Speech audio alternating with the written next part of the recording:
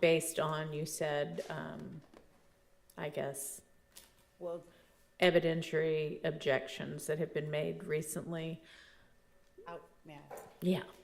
So, for instance, one of the ways that the state pared down its witness list was to, we did not anticipate that there would be an objection to such a thing as, we know that this was this person's apartment. The responding officer saying this was this person's apartment. Yesterday, we garnered a hearsay objection to that information. Right. Many of the witnesses that we had taken out are, for instance, people who've collected shell casings from scenes. Okay. A few weeks back, I believe that there was an objection or there was a concern voiced that we will object to the NIBIN results if there's not a chain of custody shown. We had more than 28 shootings that had shell casings collected on scene. Okay. If there's that objection, we have to have people to talk to. Okay, so that's based on chain of custody. I was trying to figure out why the crime scene text would be now needed based on yesterday's objections, but it's not yesterday's, it's the chain of custody objections. Correct. Okay. Correct. All right. And I believe that the question was posed whether there were people that we weren't intending to call, and I wanted to include those people that we were adding back in. Okay. And then the second set is to establish who lives certain places. Correct. Okay. Correct. All right. Well, is there any defense movement on either of those issues, either chain of custody if every crime scene tech does not testify, or who lives where? If not, I guess we've got 28 additional witnesses. Okay, we have 28 additional witnesses. Can I ask a question? Yeah. Miss Love, referring to someone as them, Someone's what? as them. I know that we have a AS that we haven't been using. That person's name, is that who we're talking about with the back issue? Or No. That's, who is it, Miss Love? It was Thorpe? Yes, that's what we announced yesterday. Remember yesterday at the, Okay, so that's who they're planning on calling first? I guess. Okay. And regarding the witness who is the other one, AS, yes. What, do we know anything new about? Is that who you meant? no. the Okay, one that's a in different hospital, other one. Different other one. Okay, The one with the medical issues. okay, I believe Mr. Scheib is here. We're trying to discern what their current status is. I don't know that, and I have had no opportunity to speak to his doctors. That I believe is very important based on just the conversation that I've had with. sure. I doubt if his doctors are gonna tell you anything without a court order. That's what that's what we believe too. So Mr. Scheib, however, could tell you if he wanted to, or if his client is okay with that. Well, there was. the situation is, the DA called me last night when I was 50 miles from here. But what I'd like to do is, I have a preliminary hearing, deal with that, go to the hospital. He can have an investigator or somebody else be right there when the doctor's there, and with my client's okay, they can get whatever information they want. That is exactly. That would be work, I perfect. believe. And yep, that would be perfect. Okay, thank you. Okay, thank you. So, Mr. Scheib, will you alert somebody from the state team once you're finished with your preliminary hearing? I will. Okay. As soon as I finish, I'm gonna come down. Oh, okay, Whether great. an investigator wants to go with me, that's good. Thank you. Thank you, ma'am. Thank you. All right, so the crime scene investigators and officers that you're needing to add back in for a chain of custody, can you try to just limit their testimony Oh, it will be. purely to chain of custody, 5 minutes, they're done. That is exactly what we Wonderful. intended to do. Yes, we did. All right. And, I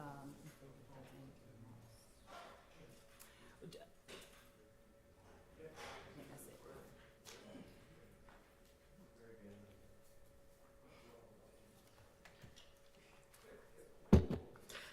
All right. And I received the brief from Ms. Abassi and from you, Ms. Love, on the overt, I think, I can't remember, because I haven't looked at it yet, but a brief from each of you, which I'll look at. All right, the juror that was running late is not here yet, but close, so. And Your Honor, if the court Yes. permit me to step out just to inquire about my witness and his ETA as well. And I would also, Oh, and you had asked if the Mr. Zachary can be called out of turn or in the middle of testimony, and that's fine. I mean, however it needs to work. thank you. Okay. This microphone, though it's showing red that we're supposed to be off, I believe that it is amplifying and broadcasting. I don't think that we would be able to have a conversation that's not broadcast. I don't know why though it's off as red, it's live. Yes, it is. Is that, If you turn it to green, does it turn off? no, I turned it to green. Okay. So a new set of sound issues. Great. Can we, is it possible to have IT come and, Well, Oh. Ms. Pursfield's reaching out to them now. thank you. May I step outside? Yeah, you may. Is there any other matter from the defense that we need to take up before, obviously, the juror gets here? We have to wait for the juror to get here, but anything in the meantime? Not on behalf of Mr. Williams. Okay, anybody else? Nope. Okay. Well, we'll just recess in place until we have the witness and the jury. Can we discuss the matter outside the courtroom? Sure.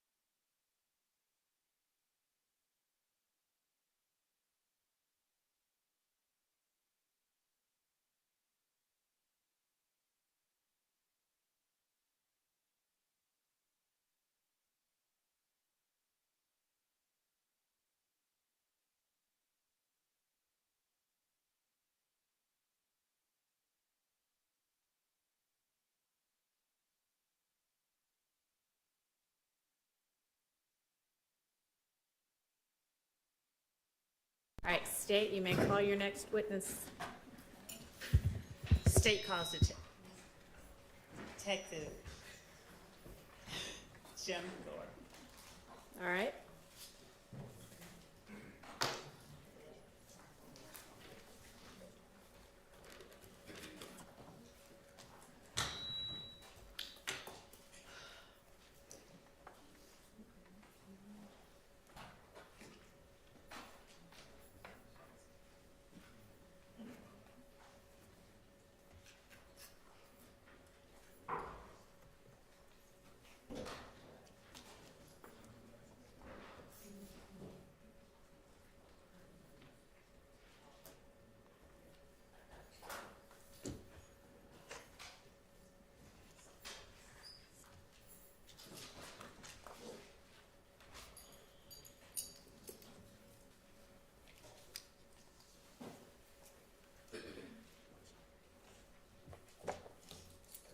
Right hand.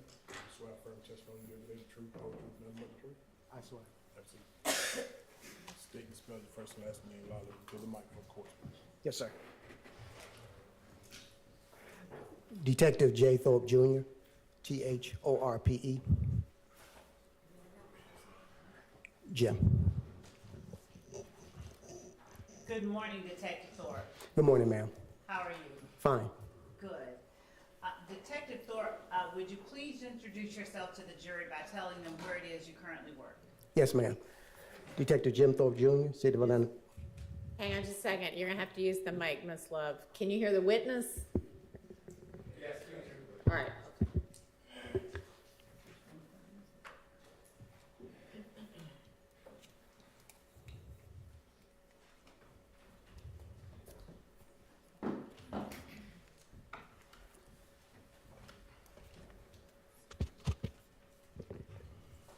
All right, if everyone can hear me and can stand the static, I'm going to use this Thank one. you. Thank you.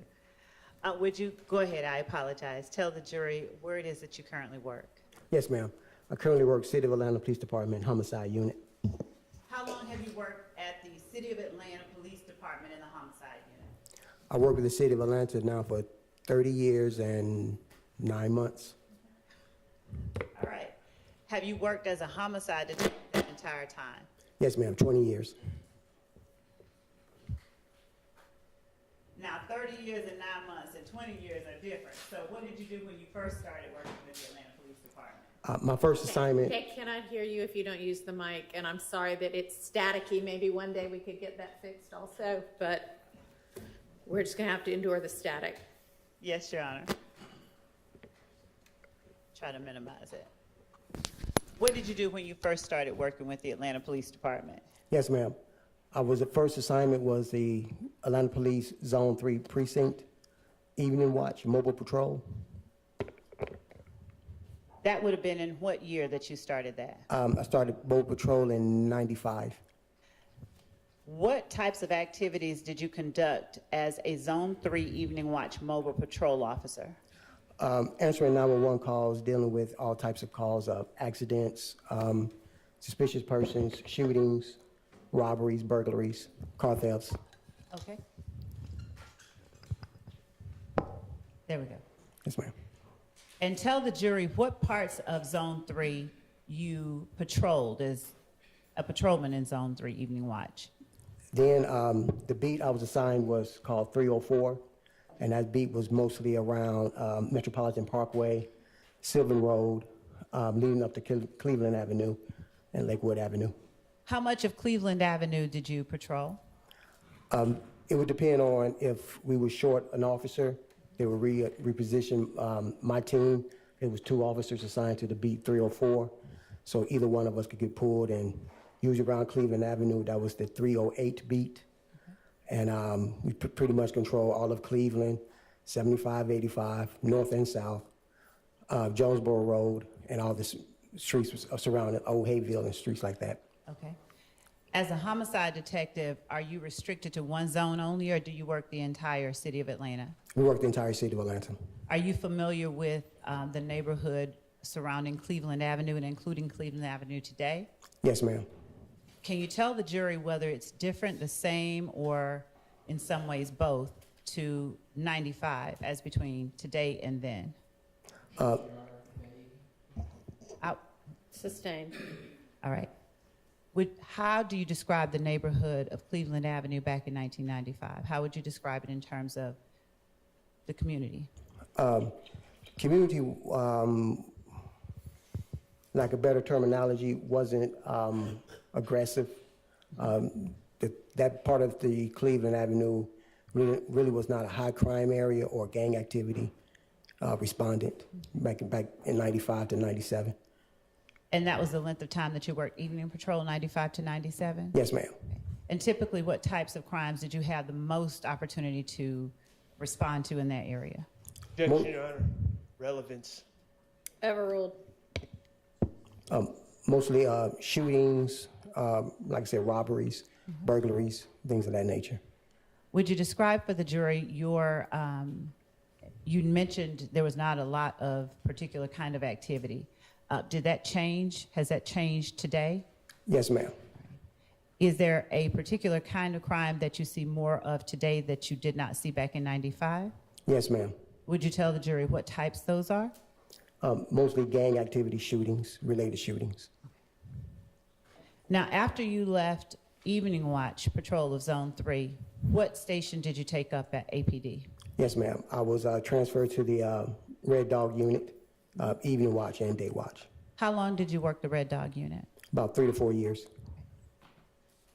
Now, after the Red Dog unit, what was your assignment? I was promoted from the Red Dog Unit to detective, and my first assignment was the burglary unit. And what year was that? 2000, about 2000, yes, ma'am. Prior to joining the Atlanta Police Department, would you tell the jury what your education was? Yes, ma'am. Graduate of high school on time, associate's degree, and at that time I went into the military, U.S. Army. All right. How long did you serve in the Army? Roughly about 6 years. And what was your station? What was your job in the Army?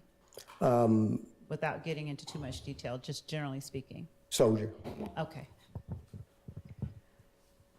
Are you originally from Atlanta? No, ma'am. Did you come to Atlanta after you left the Army? No, ma'am. I was here. Okay. After you joined the burglary unit, tell the jury what your responsibilities included. Investigating burglaries, whether it was commercial or residential burglaries. Was there a particular area of Atlanta you were responsible for? Yes, ma'am. My primary zone was the Zone 1, and my secondary was Zone 3. What area of Zone 1 were you responsible for? I'm sorry about that static. That's fine. We believe, if anyone's familiar with the Bluff area, Donnelly, Hollowell, Hollywood Road, everything over in that general Perry Boulevard.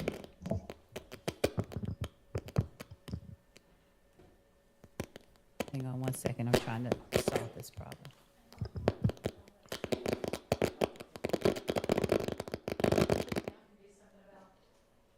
That's pretty constant. Sorry about that. And how long did you serve in the burglary unit? 2 years. After the burglary unit, what did you do? I was transferred to the robbery unit. Is that me, Judge, or is that? I have no idea. All right, after the, what was your position with the robbery unit? Detective, Okay. and my primary zone was Zone 3. The secondary zone was Zone 1. Were you patrolling the same or responsible for the same area in the robbery unit as you had been when you were in a Zone 3 evening watch patrol officer? Yes, ma'am, except I had the whole entire zone. Okay. I mean, yes, the whole entire zone, right. A sector and B sector. Did you interact often with the residents of Zone 3? Yes. During your time as a patrol officer and as a detective in the robbery unit? Yes, ma'am. Was your interaction only when you were arresting people or investigating suspects? No, ma'am. What other types of interactions did you have? At that time, I was also working a part-time as an Atlanta Public School resource officer, and the school I was assigned was the Crawford Middle School, Okay. which is right off of Cleveland Avenue. Would you tell the jury what years those were that you worked as a Crawford Long Middle School resource officer? I would say it'd be from 2001 to 2012, 2013. And what were your responsibilities as a resource officer with Crawford Long? Primarily maintaining the safety and security of the school, walking around, patrolling the grounds, make sure the teachers' cars or anyone visiting the school wasn't cars were getting broken in, things of that nature. Did you have interaction with the students outside of investigating car break-ins and the like? Yes, ma'am. And would you describe for the jury what types of interactions that you'd have with the students at Crawford Long Middle School? Your Honor, as it pertains to particular people that are involved in this case, his knowledge of them and the jury's awareness of his foundation. Why don't you focus his attention to that? Did you interact with the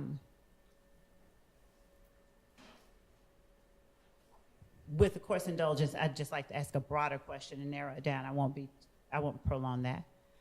Did you interact with the students and converse with them on a personal level? Yes, ma'am. Did you interact with the students' parents at times? Yes, ma'am.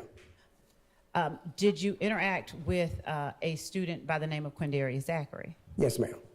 Describe your, when you first met Quindarius Zachary, how old was he? I say he had to be about 11 years old. And in what capacity did you interact with him? Was it?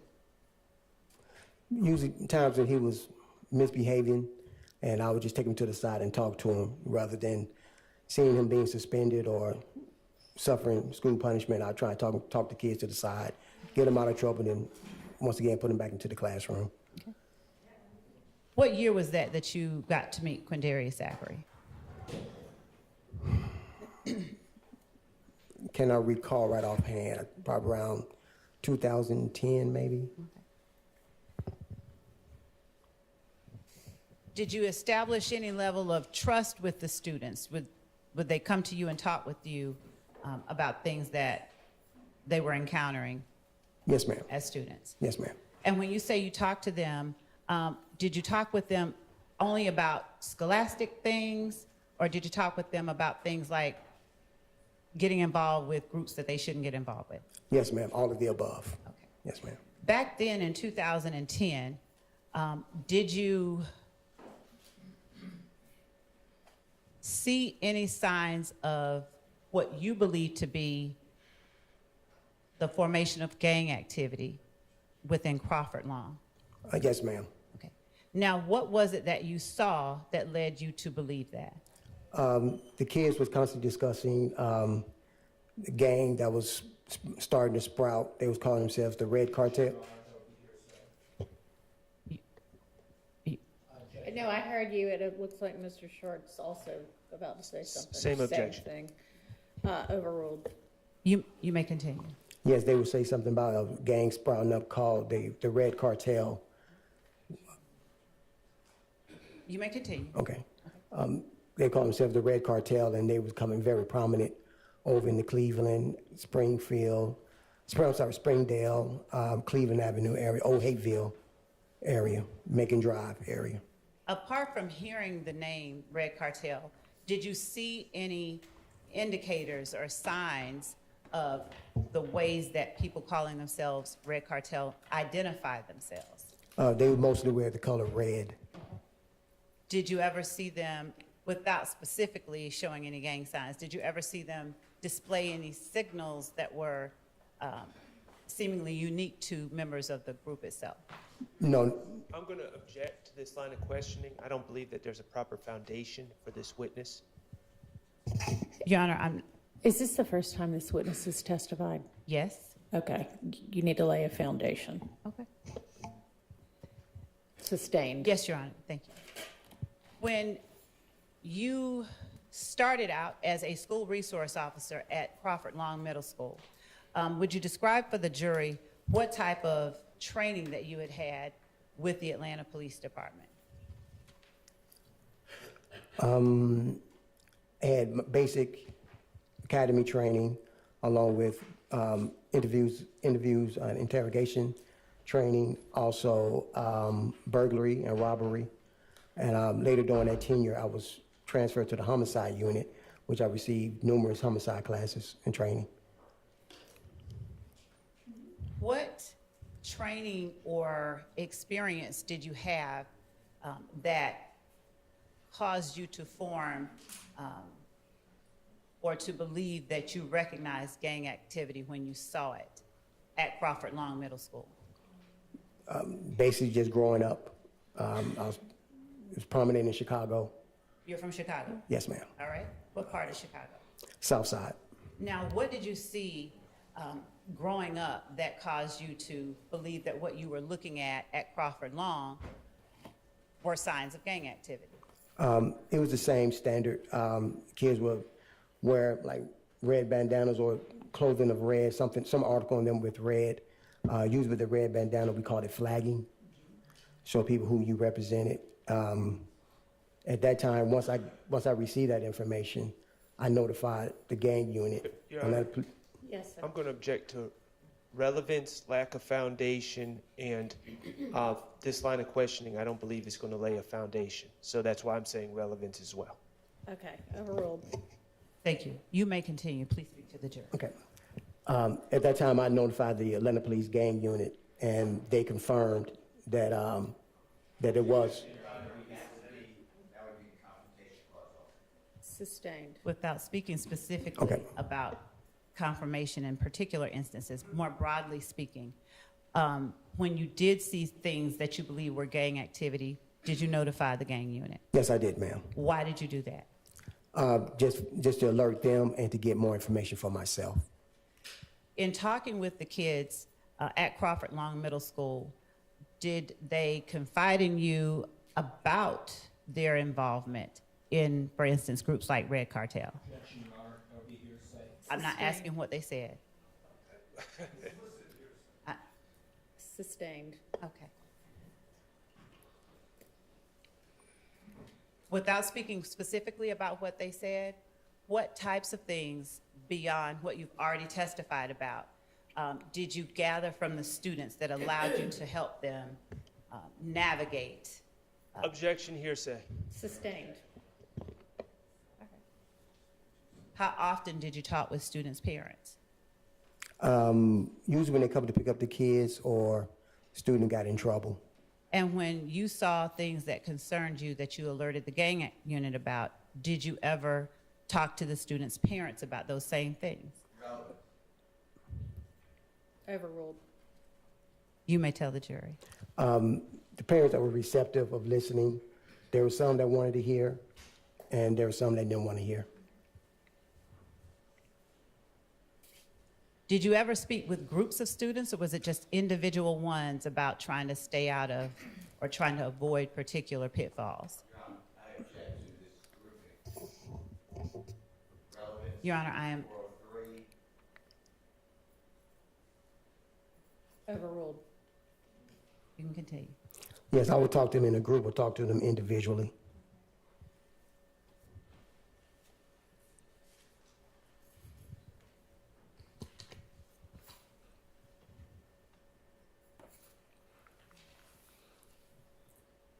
And were the subjects of the conversation always how to stay out of trouble? Yes, ma'am. Did you share with the students the information that you had from growing up or other sources about gang activity? Sustained. In what ways, beyond talking to the students, did you attempt to keep students from being involved in gangs? Sustained. Did the information that you were able to gather from the students in any way inform your investigations and ability to get information about criminal investigations later on as a detective? Yes, ma'am. How? I developed rapport with several of the kids. A trust was formed, and they would, if they see me out on the scene, anywhere near that, they'll come to me next day in school and say, hey, officer, Generally speaking, yes, they would come to you and would they offer you information? yes, ma'am. All right. Other than Quindarius Zachary, were you familiar with any other persons that, through your investigation in this case, that you came in contact with? Yes, ma'am. Who were you familiar with during your time as a school resource officer?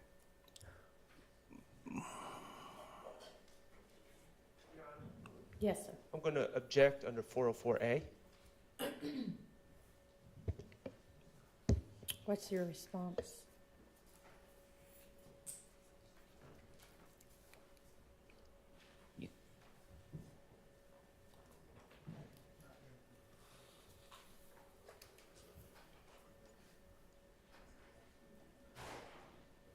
Your Honor, I'm not certain what exactly the, Maybe tailor your question. okay.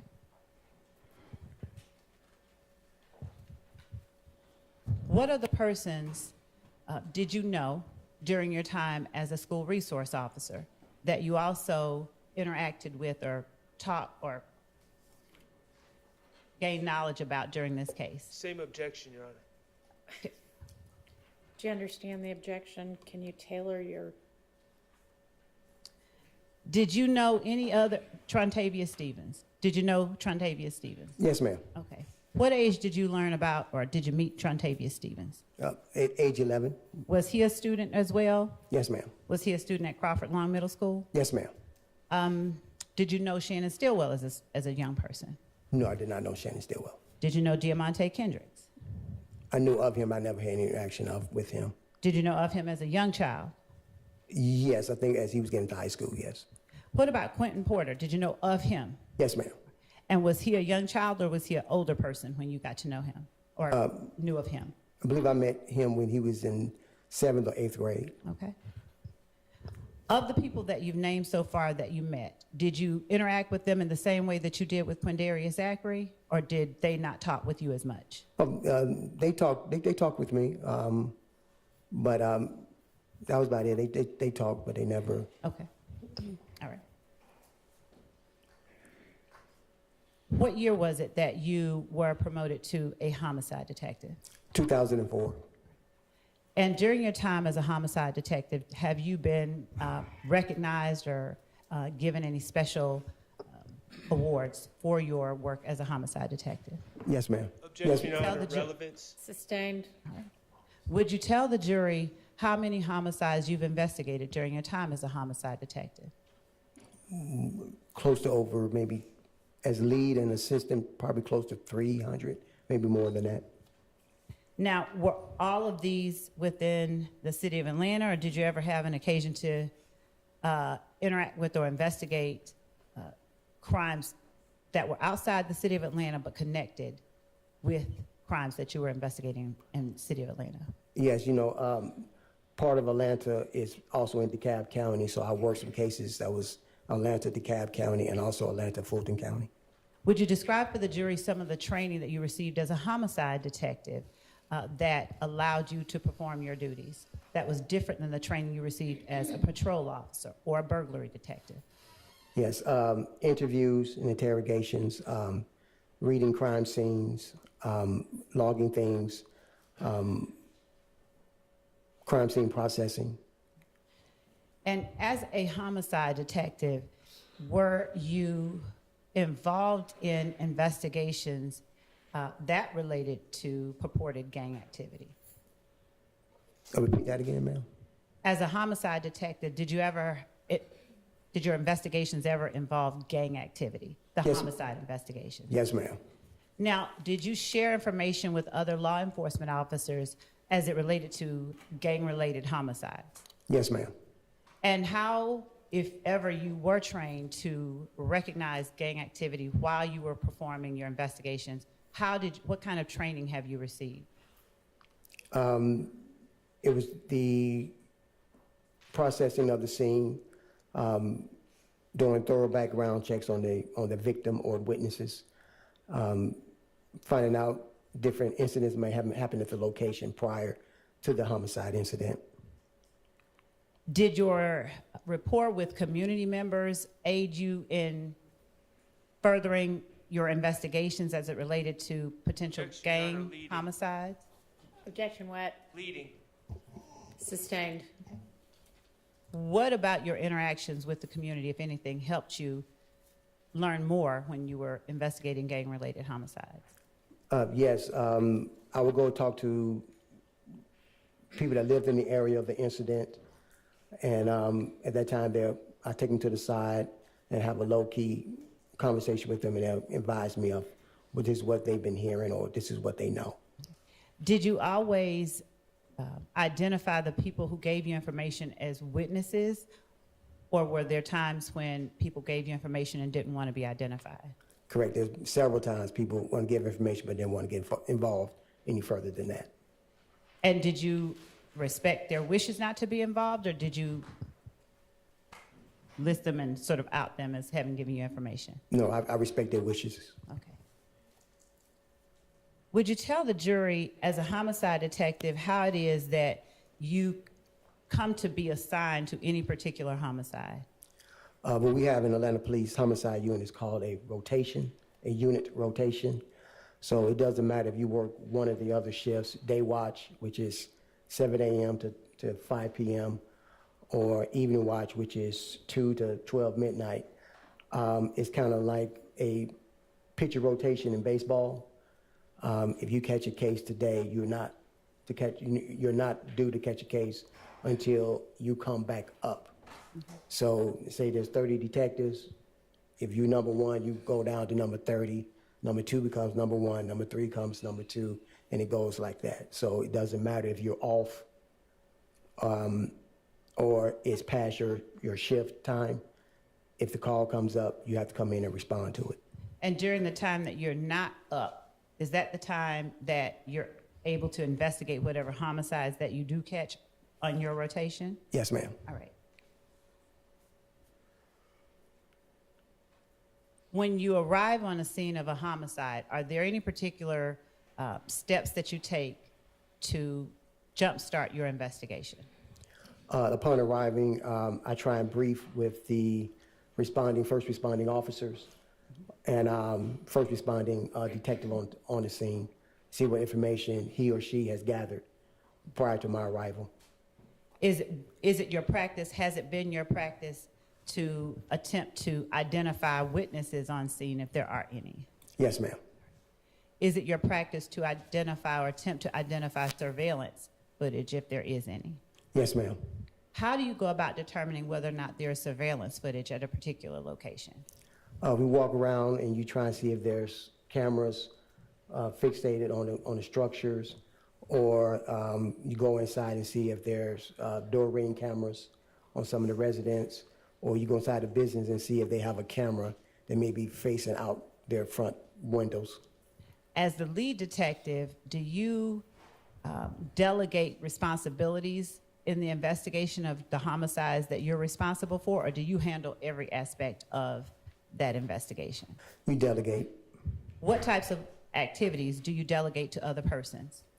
Depending on how many homicide detectives on the scene, I have them do what is called a neighborhood canvas. They automatically go around, start knocking and talking to people, and also looking for surveillance cameras, things of that nature. And do you work with the VIC unit to determine whether or not there are? Do you ever work with the VIC unit? Overruled. Yes. And how long have you worked with the VIC unit? Since their first inception and coming into work with the APD, we usually call down and ask them, do they have any VIC cameras in the immediate area? And they're able to tell us they have cameras at this location, either facing north, east, south, or west. At that time, we give them the time frame of the incident, and they're able to go back and take a look and see exactly if they have any footage of anything that may be relevant to our homicide investigation. Has the number of VIC cameras remained constant over the time that you've worked as a homicide detective? No, ma'am. Would you explain how they've not remained constant? Have they increased, decreased? They're increased because of the success of the video integration camera systems. Because of the what now? Video integration camera system that is increased because of their reliability. Okay. Would you explain to the jury whether license plate readers and VIC cameras are the same or different? They're different. The license plate reader picks up on a tag of a vehicle, stores it in, is able to tell you exactly which direction that vehicle has been traveling, what other LPR readers it has hit on, so you can go back and backtrack to see exactly where that vehicle may have started or came from. Is there any particular information you'd need to be able to track a vehicle with license plate readers? Sometimes we're able to give a make and model and description of the vehicle. And once again, the LPR teams are able to go in and say, okay, we found this vehicle that looks like the vehicle you're talking about. We see that the license plate reader is showing that it was in the immediate area at the time of the incident. Okay. Now, have license plate readers always been in effect within the city of Atlanta during your time? No, ma'am. And do you know or remember when you all first would have had access to license plate readers? I want to say probably around maybe 2018, 2019. Has the number of license plate readers since that time that you're familiar with remained constant, increased, decreased, or something in the middle? Increased. And how, do you know how it's determined where a license plate reader will be placed? No, I tend to think that it's based on the high activity of traffic or whatever in that particular area, and also the crimes that may occur in that area. And does the Atlanta Police Department decide where license plate readers will be placed? I believe it's decided by City Hall and the police department talking together. All right. And what about video integration unit cameras, VIC cameras? Who decides where those will be placed? Same thing. I think it's a joint collaboration between City Hall and the Atlanta Police Department. All right. Do you obtain knowledge about whether license plate readers caught any particular information in the same way or different than you get information about VIC cameras? Or to ask a better question, how do you learn whether or not there are license plate readers that may have captured something you need in your investigation? Once again, we'll call and see. Sustained. Your Honor, how do you know where the license plate readers are that might have captured something of interest in your investigation? We call the unit, and they'll tell us if they have a license plate reader in the immediate area, and they'll tell us exactly where it's positioned Okay. and what direction it's facing. All right.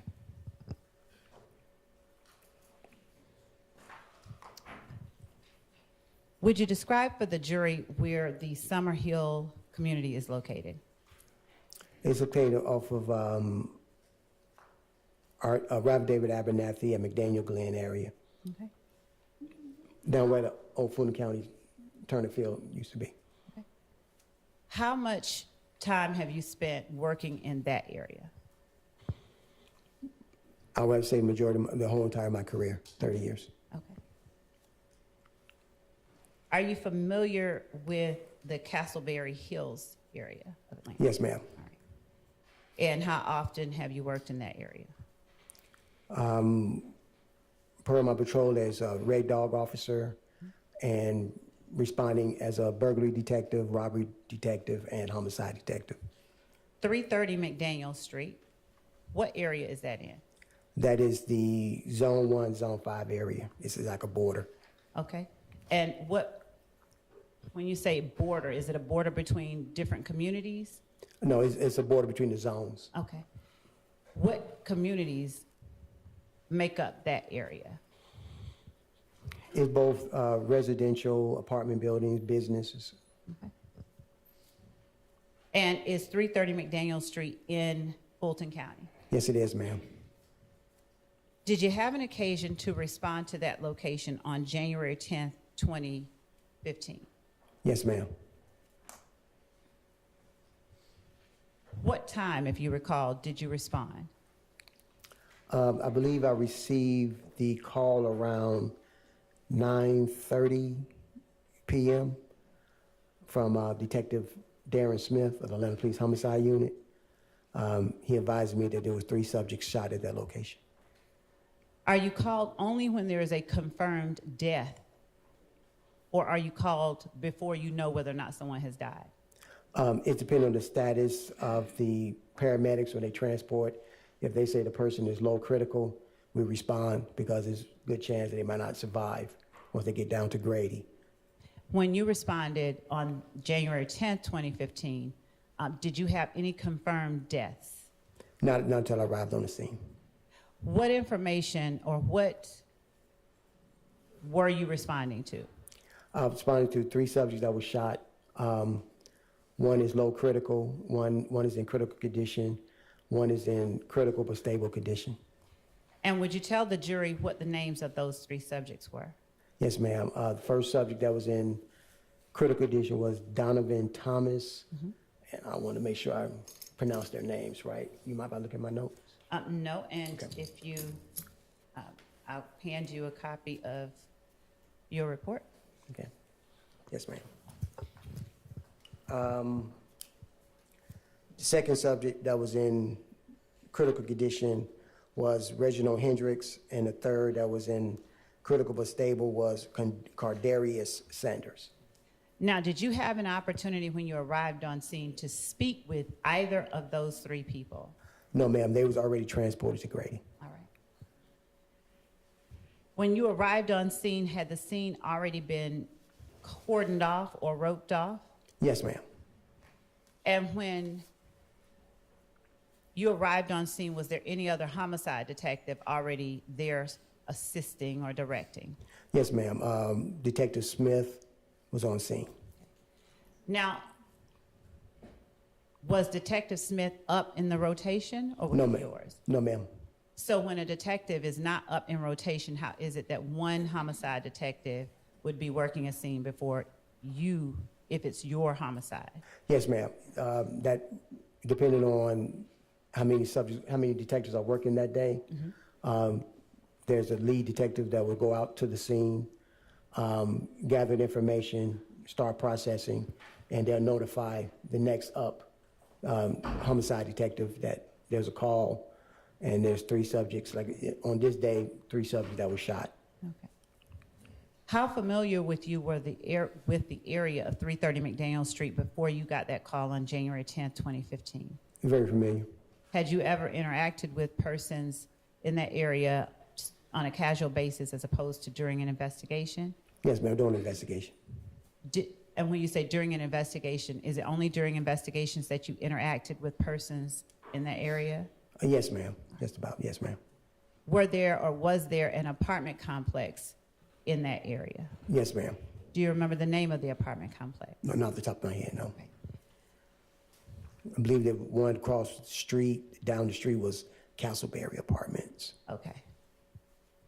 Were you familiar with or had you had any occasion to visit or be familiar with Castleberry Hills Apartments? Yes, ma'am. When you got on scene, did you make any efforts to locate surveillance footage? Yes, ma'am. Tell the jury what efforts you took to locate surveillance footage. Immediately that caught my attention was there was cameras fixed on the barbershop at 330 McDaniel Street. Also, I noticed that there were surveillance cameras down at the gas station at the intersection of McDaniel Street and Northside Drive. Was it daytime, nighttime, something in the middle when you arrived on scene? I did not ask that question. No. We know, yeah, we know the time, so. Let me ask a better question. Was there daylight, moonlight, was there natural light for you to see on scene when you arrived there? No, the street was lit up with city lights. Okay. And how were you able to see the cameras that you were able to identify? They were just fixed on the building, so you can look up and see All right. the cameras. At the time that you saw them, did you know whether or not they were working? No, I did not. Did you take steps to find out? Yes, I talked to the owners. All right. And when that happens, are you able to get the camera footage on scene immediately, or do you do something to get that footage? Yes, ma'am. I contact the cyber crimes unit, who goes out and retrieve all type of video surveillance for us. Detective Teague, are you familiar with Detective Teague? Yes, ma'am. And what does Detective Teague do for you during your investigation? Detective T went to those different locations and downloaded the video surveillance from those locations. I gave him the dates and the times. Okay. Did you,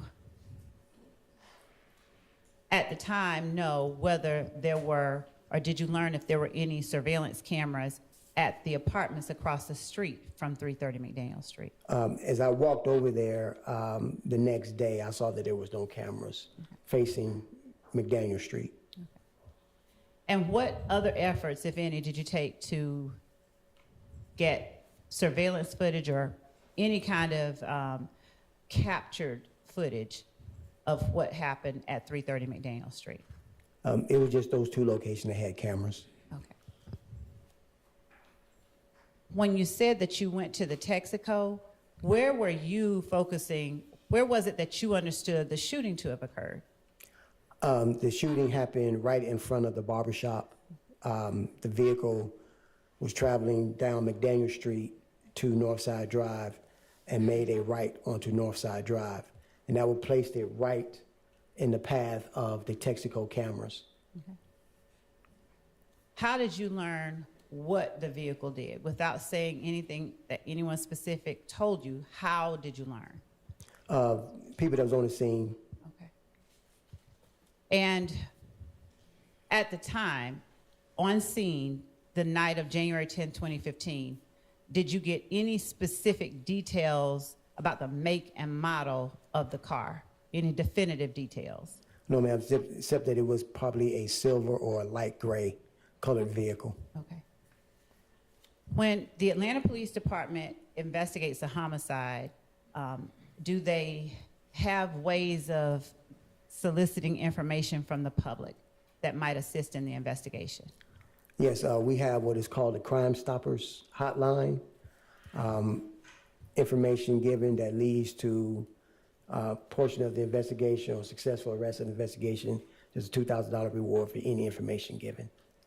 And where do you display that? Do you put it on TV? Do you put it in newspapers or something else? It is displayed on TV, and also we post flyers around the neighborhood. Did you do this with the McDaniel Street murder that you investigated? Yes, ma'am. What was it that you put on TV? Basically, there was a subject that came inside with an assault rifle. When I identified who that person was, because they were not on scene when I got there. Now, when you say a subject that came inside with an assault rifle, inside where? The barbershop, I'm sorry, the barbershop. And why did you put that particular footage on? Because I want to see what this person was a person of interest that may be related to the shooting itself, that he may have been one of the shooters. Did you later learn whether that person had any relationship to either of the victims? Yes. And what did you learn that person's relationship was to either of the victims? I learned through the parent that that was their son and the brother of the decedent. Okay.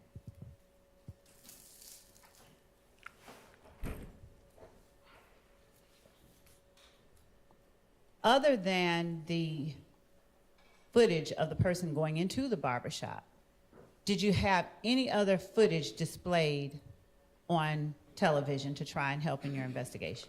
I believe we just closed captioned the screen of the vehicle coming by. We didn't show the actual shooting itself, just the vehicle. And when you say closed caption the screen, did you do a still shot or did you play a portion of a video surveillance? Yes, what we did, we condensed it down so that the shot would just show that's the vehicle coming down the street. Okay. And we had a couple of still shots in there of the vehicle, but we never showed the victims getting shot themselves. All right.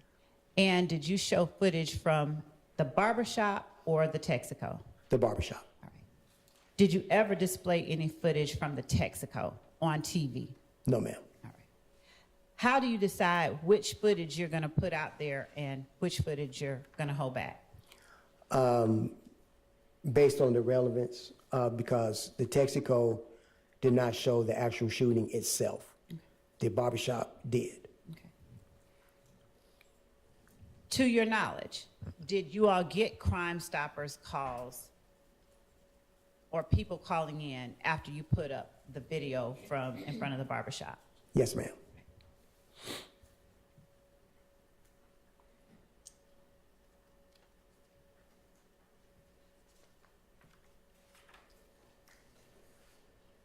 When you arrived on scene, were there people who were willing to talk with you and have their names listed as witnesses? There are people willing to talk, but they didn't want to list their names. And how did they make that known to you? Simply by giving me the information, and I said, "You want to come down and talk to me?" And they're like, "No, that's all. As far as I'm getting involved, this is who was involved." Are you able to force people to get involved more when you're conducting crime scene investigations? No, ma'am. Are you not able to take people down to the police station if they tell you that they have some information?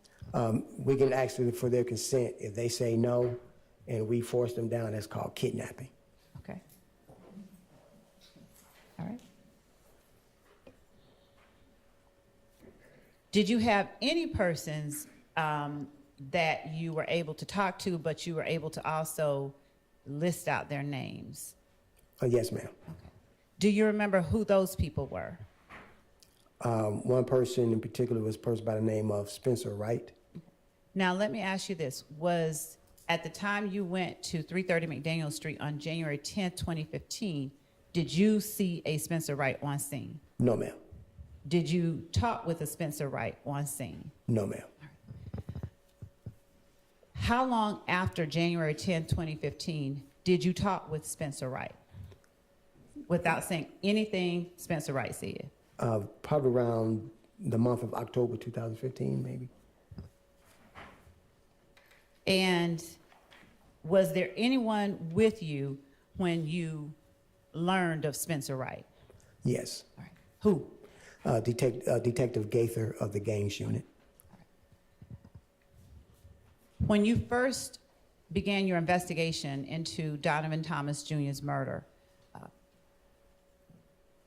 was it a joint investigation with the gang unit, or did you do something to have them become involved? It was a joint investigation. They were providing me with information and intel stemming from their investigations on gang-related activities. And what they deemed may be relevant for my investigation, they passed it on to me. Okay. Did you delegate any duties to members of the gang unit to aid you in your investigation? Some just... Or better yet, did they offer up assistance? Yes, ma'am. Okay. Who within the gang unit offered up assistance in your investigation into the Donovan Thomas murder? Detective Gaither and Detective Dennis. Okay. Did you gain information that allowed you to interview people in relation to the homicide without saying any information that you gained, just yes or no? Did you get information? Yes, ma'am. And did you conduct interviews? Yes, ma'am. All right. Now, the night of the homicide, did you direct anyone to reach out to you? Yes, ma'am. And who did you direct to reach out to you? Kenneth Copeland. How did you reach out, or how did you direct Kenneth Copeland to reach out to you? Upon returning to the homicide office so I can start my investigation, I got alerted by the Zone 3 Morning Watch Mobile Patrol of a shooting that just happened on Van Ira. Mm-hmm. And from what the officers gathered was that this was... Sustained. Okay. We won't talk with Okay. you about the officers on Van Ira Okay. and what they said. Okay, ma'am. But were you able to determine whose residence or what was on Van Ira at that location that the officer told you about? Yes, it was Kenneth Copeland's baby mother's house. All right. And how did that cause you, why was that of interest? And to ask a better question, what did you do after you spoke with the officer about the shooting on Van Ira? At that time, I went out to the scene myself. Okay. Did you speak with anybody on scene at Van Ira? Yes. Who did you speak with without saying what they said? I believe her last name was, now I look at the notes. Nope, I don't mind at all. I don't want to mess up her last name. Quartermain. Okay. Deshawn. Deshaun Quarterman? Yes, ma'am. Okay. And did you speak with anyone else? I spoke with Kenneth Copeland over her phone, over her cell phone.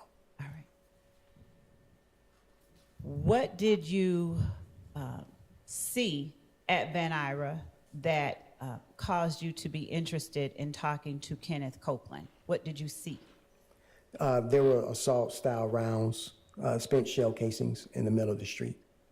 Now, were you able to see what type of shell casings, if any, were on scene at 330 McDaniel Street? Yes, ma'am. And what type, if you recall, did you observe on scene at 330 McDaniel Street? At 330 McDaniel Street, there were 7.62 assault rifle rounds. There were 45 caliber rounds and 9mm caliber rounds. How familiar are you with firearms? Very familiar. And what training have you received in firearms over your career, not only as a law enforcement officer, but in the military? Extensive. All right. Tell the jury what kind of training. Basically, the uses of the weapon, the safety of the weapon, and what particular weapon is able to fire what kind of round. All right. Have you had occasion to fire those type of weapons that you saw shell casings for on scene at 330? Yes, ma'am. What you saw on Van Ira, were they similar type rounds? Not necessarily caliber, were they similar or different? They were assault rifle rounds, so they similar but not similar. Okay. And when you say similar but not similar, could you explain a little bit more? Okay. The 7.62 rounds that was recovered from 330 McDaniel Street are typically fired from AK-47 assault rifle. Any rifle built off that schematic. The rounds that we recovered from Van Ira was rounds that is associated with the AR-15 Okay. assault rifle. Do you recall how many rounds you observed at Van Ira? I want to say possibly 10 to 12, so 10 to 15, something like that. Did you observe any damage to any structures or property at Van Ira? Yes, there were some defects to the residence. Were there any people shot at Van Ira? No, ma'am. Were there people at home at the time that the residence was shot up or something different? Yes, ma'am. All right. How long did you stay on scene at 330 McDaniel Street from when you first arrived? I believe I arrived probably about 4, maybe 5 hours. Okay. So approximately what time did you leave? I left probably around 1:30 a.m. Okay. And what time would you say that you went to check out Van Ira? Probably about, the call came in, I want to say probably around 1:40, 1:45 a.m. All right. And where were you when that call came in? Had you made it back to police headquarters or Yes, were you ma'am. still on scene? I made it back to police headquarters. And how long did it take you to get to Van Ira after you got that call? Probably about 10 minutes. Okay. Did Deshaun Quarterman offer to have you speak with Mr. Copeland, or did you ask her to call Mr. Copeland? I asked her to call Mr. Copeland. Okay. Did she tell you her relationship to him before you asked her to call him? Yes, ma'am. And were you able to get his phone number from her or any information like that? No, ma'am. How long did you speak with Mr. Copeland? Roughly about maybe 3 minutes, just to let him know that he needs to come down to the office and talk to me. Okay. Did he come down to the office and talk to you? Yes, he did. Do you have any idea how long after you asked him to come down and talk to you that he actually arrived at the police station? I want to say probably between 20 to 30 minutes. When he came to the police station, do you recall, did you meet him in an interview room at the police station? No, actually, I met him, Oh, No. go ahead, I'm sorry. I met him in the rear of the police headquarters. Okay. I was standing by with his brother, waiting for him to get there. Who is his brother? I forgot his brother's name. I don't recall his brother's name. Are you familiar with anyone by the name of Runtrez Brock? Yes, Do you remember whether that was the brother or was yes, Rontrez Brock was the brother. Now, how is it that you came to be standing there with Runtrez Brock? Because he got word that people was coming after his brother. Okay. When you met with Mr. Copeland and his brother behind the police department, was that something usual that you do? Like, why do you meet behind the police department as opposed to? It was easier parking for them. Okay. Instead of having to park and walk all the way up, I just said, meet me here. I can get your brother in, get him upstairs and talk to him. And did you get Mr. Copeland in and upstairs to talk to him? Yes, I did. Now, when you first saw Mr. Copeland, do you remember what his demeanor was like? Whether he was sad, happy, excitable, based on what you could observe and see? Or something wholly different? It was something totally different. He was even killed, and he just kept asking, he don't know why people putting him into this. Okay.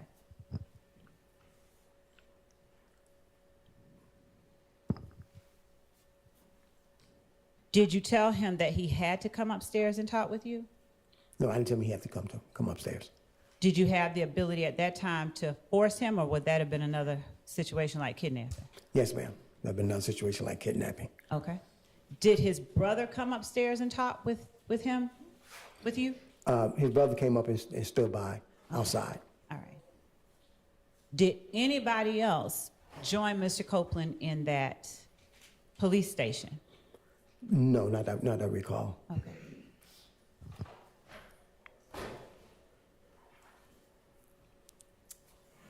Do you remember about how long you talked to Mr. Copeland in the police station?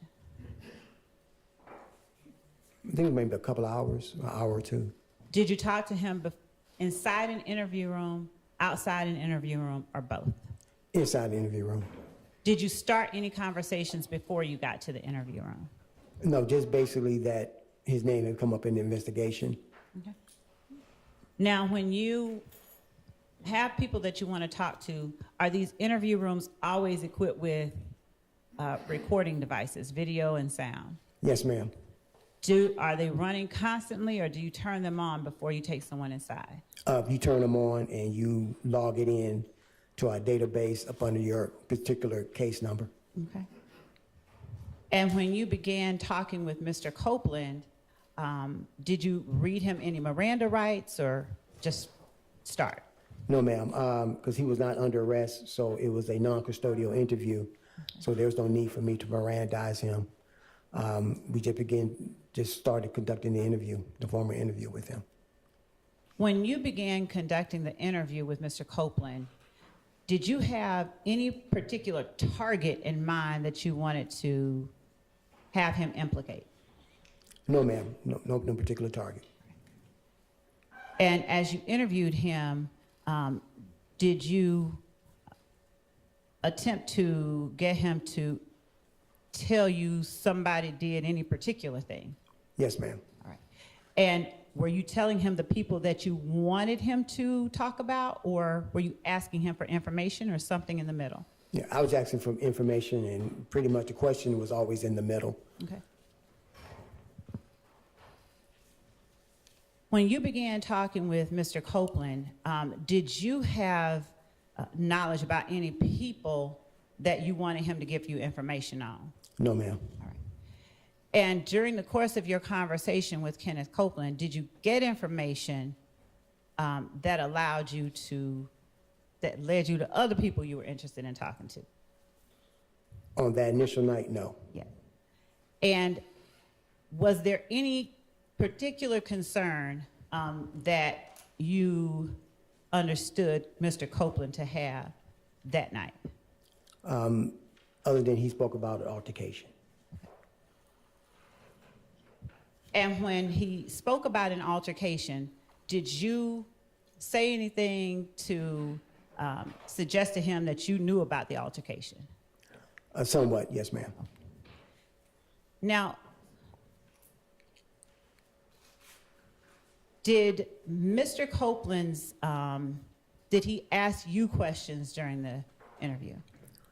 I think just general questions like, how did my name come up in this? Once again, I don't know why. Did he try to get you to help him in any way in terms of ensuring his safety? Yes, ma'am.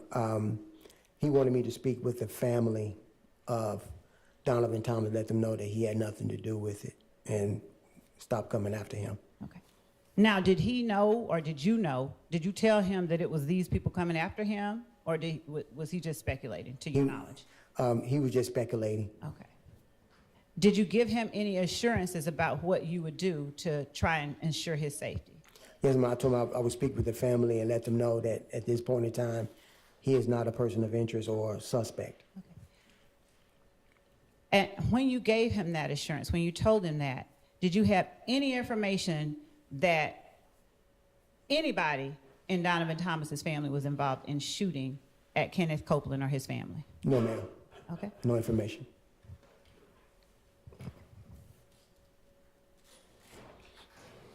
At the time that you told Kenneth Copeland that, had you spoken with any member of Donovan Thomas's family? Not at that time. Did you at any point go to the hospital where Donovan Thomas was taken? Yes, ma'am. When? The next day. All right. Well, the morning of the next day. 11? Yes, ma'am, the 11th, the morning of the 11th. How long after you spoke with Kenneth Copeland did you go to the hospital? I want to say about close to midday. About close to afternoon, because I went and spoke to the other two surviving victims. Okay. Without saying what they said, were they able to communicate with you at the time that you talked with them? Yes, ma'am. All right. And let's start with Mr. Sanders. Without saying what he said, was he willing to talk to you? Yes, ma'am. And did he offer up any information about who it was that committed the shooting? No, ma'am. And what about Mr. Reginald Hendricks? Yes, ma'am, he's willing to talk. Do you remember how long you talked to each one of them? Because they were down at Grady, I made sure I didn't do an extensive, interview with them, so I had to say probably about 20 minutes apiece, no more than 20 minutes. Were either of them under arrest at the time you spoke with them? No, ma'am. Did you do anything like read Miranda rights or anything like that? No, ma'am. Were there people in the room with Cordarius Sanders when you talked with him? Yes, ma'am. Who was in the room? His mother. All right. Did his mother communicate with you without saying what she said? Did his mother give you any information that helped you in your investigation? No, ma'am. Was his mother the only person in the room with them? That I can recall, yes, ma'am, that I spoke with. Do you remember how old Cordarius Sanders was at the time? I want to say maybe he was 14, something like that, 14, 15. He was a juvenile. All right. And what about Mr. Hendricks? Was there anyone in the room with him when you spoke with him? I don't recall anyone else in the room with him. Okay. Do you remember about how old he was when you talked to him? Was he older than Yes. Mr. Sanders? Yes, way older. And was he able to give you any information about who committed the shooting? No, ma'am. Was he able to describe whether there was any acts of aggression that he saw that could have prompted the shooting? No, ma'am. By the time you talked to Mr. Sanders and Mr. Hendricks, had you had a chance to look at the surveillance video from either the barbershop or the Texaco? No, ma'am, not at that time. Okay. Do you remember when the first time it was that you had a chance to look at the barbershop video? I probably want to say probably later on that evening. Okay. And what about the Texaco footage? The next day. Now, as you're looking at the barbershop footage, did you personally recognize anybody that you saw displayed, faces of anybody that you saw out there? No, ma'am. What about the Texaco footage? Did you see anybody you personally recognize in the Texaco footage? No, ma'am. No, ma'am. Okay. And I mean when you first saw it? Yes, ma'am. Okay. Did you, in releasing the information you released to the public, did you ever release a make and model of a car, to your knowledge? No, ma'am. All right. When you spoke with Mr. Copeland, did you ask him about being involved in any kind of accident? Yes, ma'am. Without talking about what anyone else said, do you know why you asked him about being involved in an accident? Yes, ma'am, because I started a deep dive investigation on his name. And put him to the APD, Atlanta Police database. And I was able to suss out several reports of him connected to being in an accident or traffic stops. Okay. And were your questions based on whatever vehicle you saw reflected in that report, or Yes, something ma'am. different? What was reflected on people's description of people was given of the vehicle. The incidents that you saw within the database, were they incidents that had occurred in 2015, January 2015, or earlier, 2014? Around what time frame? I think there was time frames of 2012 to 2014. Okay. Did you have the same kind of familiarity with Kenneth Copeland as a child that you did with Mr. Zachary? No, ma'am. When, if you recall, was the first time you knew about Kenneth Copeland? Like, how old was, like, around what year? 2015, the year of the incident. Okay. Other than what you learned as you began investigating the murder of Donovan Thomas, did you have any other knowledge about Kenneth Copeland? No, ma'am.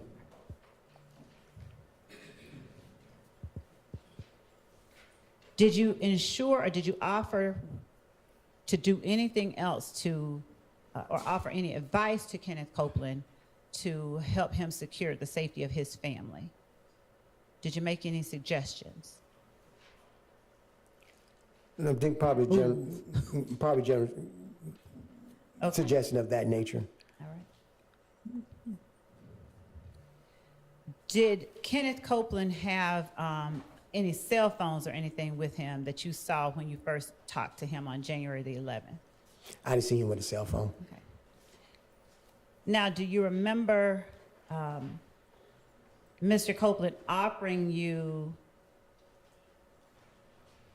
and let me ask you this, the interview with Kenneth Copeland, it was recorded, right? Yes, ma'am. All right. Now, when was the last time you could remember looking at that interview? Like, did I show it to you today? No, ma'am. Okay. And do you remember everything about that interview? Everything? Not everything in detail. Okay. Like the kind of clothing Kenneth Copeland was wearing. Do you remember that? I couldn't remember. I think it was dark clothing. Okay. All right.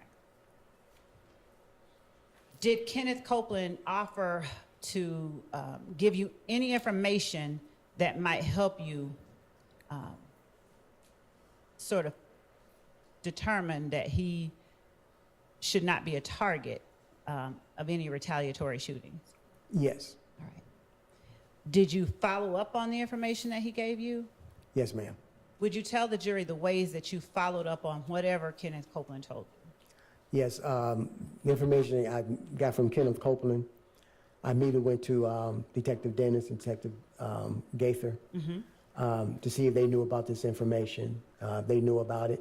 They gave me details on it. Even able to find that they had already started an investigation themselves into it, I believe. Before. Your Honor, he's not. The very last comment.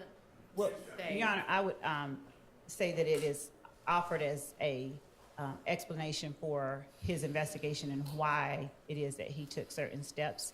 So, and also that the jury has heard from these witnesses as well. Go ahead with your next question. Okay. Before you got the information from Mr. Copeland that you went to investigators Dennis and Gaither about. Did you personally know about any of that? Not personally, no. Had you had any involvement with any persons that you knew called themselves YSL in any capacity? No, ma'am. Had you had any, did you have any knowledge about what YSL was before you talked to Kenneth Copeland? Say that question again, ma'am. Did you know about YSL at all before January 10th, 2015? Overruled. Yes. All right. Now, was the knowledge that you had of YSL, was it gained from your investigation, your time with it as a detective, or something else? My time as a detective and my time of working in the school system. All right. Now, when you say your time working in the school system, about what year would you say you first heard about YSL? I'm gonna say probably about maybe 2012, 2013. Okay. That's about the first year that you heard of it? yes. Okay. And Did you conduct any investigations yourself into any group called YSL during that time? no, ma'am. Did you speak with, without saying what they said, did you speak with any students about a group called YSL? Yes, ma'am. Do you know how many students you talked to? Probably a total of 8 students. How many? 8 students. And were you on school property, or was it outside school, at the house, or some other place? School property. Okay. Were there any particular incidents that led to your speaking to these students about YSL? Just I heard the name constantly coming up. And was it you asking particular students, or particular students just coming up to you? Just actually certain students I was very aware of and had a trust relationship with. That you had a trust relationship with? Yes, ma'am. Now, was Quindarius Zachary one of the people you talked to about YSL or not? No, ma'am. Okay. Do you remember the names of the students that you talked to about YSL? No, ma'am. Okay. Do you remember the relative ages of the students? Yes, ma'am. About how old? 14. Okay. And did you, during the time as a resource officer, did you personally observe any things that were being used to identify people as YSL? No. Okay. Other than the name YSL, when you were a school resource officer, did you have any other information or knowledge about YSL? About the name YSL, had no other information other than their previous names. What do you mean the previous names? The name went from the Red Cartel to the Rock Crew, which stood for Raised on Cleveland. Then it went over to YSL. All right.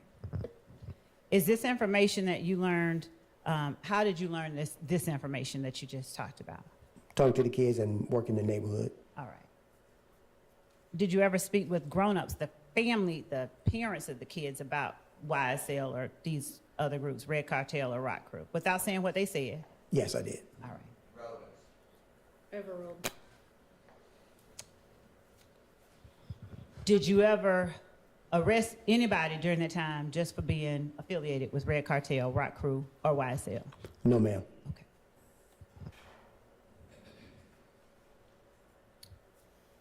Did you conduct any investigations that involved either of those groups even after you learned about their existence from the students, but before January 10th, 2015? As in the YSL name itself or their previous names? Either. Yes. All right. How many investigations? Probably total, myself, probably a total of maybe 4 or 5. What type of what type of incidents? Forms his basis for his knowledge of other questions that he will be asked. Overruled. What type of incidents were you investigating that you spoke to the jury about just now? About aggravated assaults and aggravated assaults, homicides, How many homicides? probably about 2. Do you remember, in particular, the persons that were involved in the 2 homicides, victim and suspects? Your Honor, we've, based on the evidence we believe that has already come out and information that this witness can provide, we believe that the witness has information which will allow the determination of certain material matters in this case. He can, I don't want to. Overruled. Okay, go ahead. Do I remember the victims' names? Who were the victims in the 2 homicides? The one particular I investigated, her name was Julian Jones. And who was the suspect? He was not a suspect. Hang on. What'd you say? Don't you object under 403, 401, 402? I don't know what, but what it's relevant. I mean, we're talking about information that will aid the jury in making determinations about. Yes. Let's take a bathroom break anyway. It's probably about time for one. May the witness be excused. Yes. You can just step out. Thank you.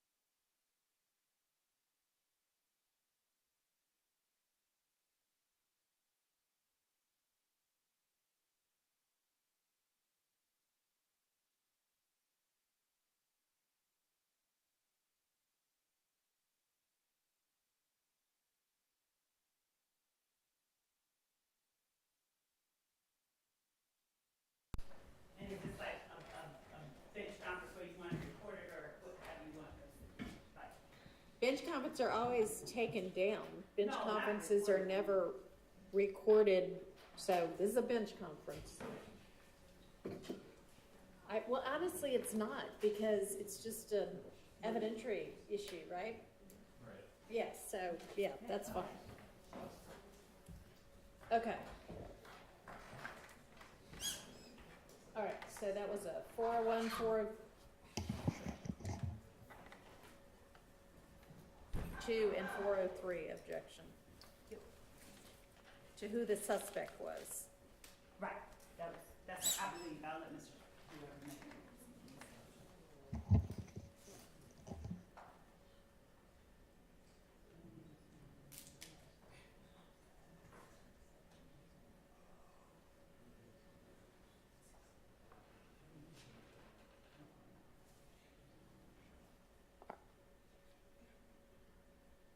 Are you going to respond beyond just, I believe it's relevant? No.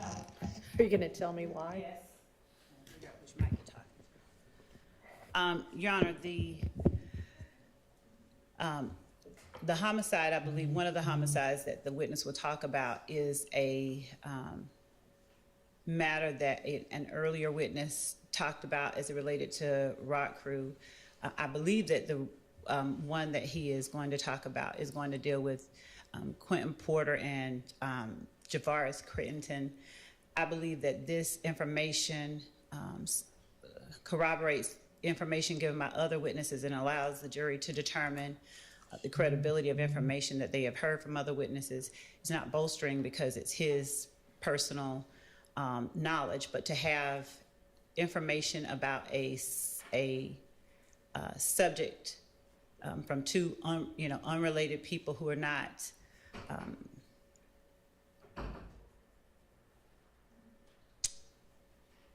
connected with one another, but are saying things that are consistent with one another, we believe allows the jury to determine things that are pertinent to this indictment, the existence of the enterprise, some of the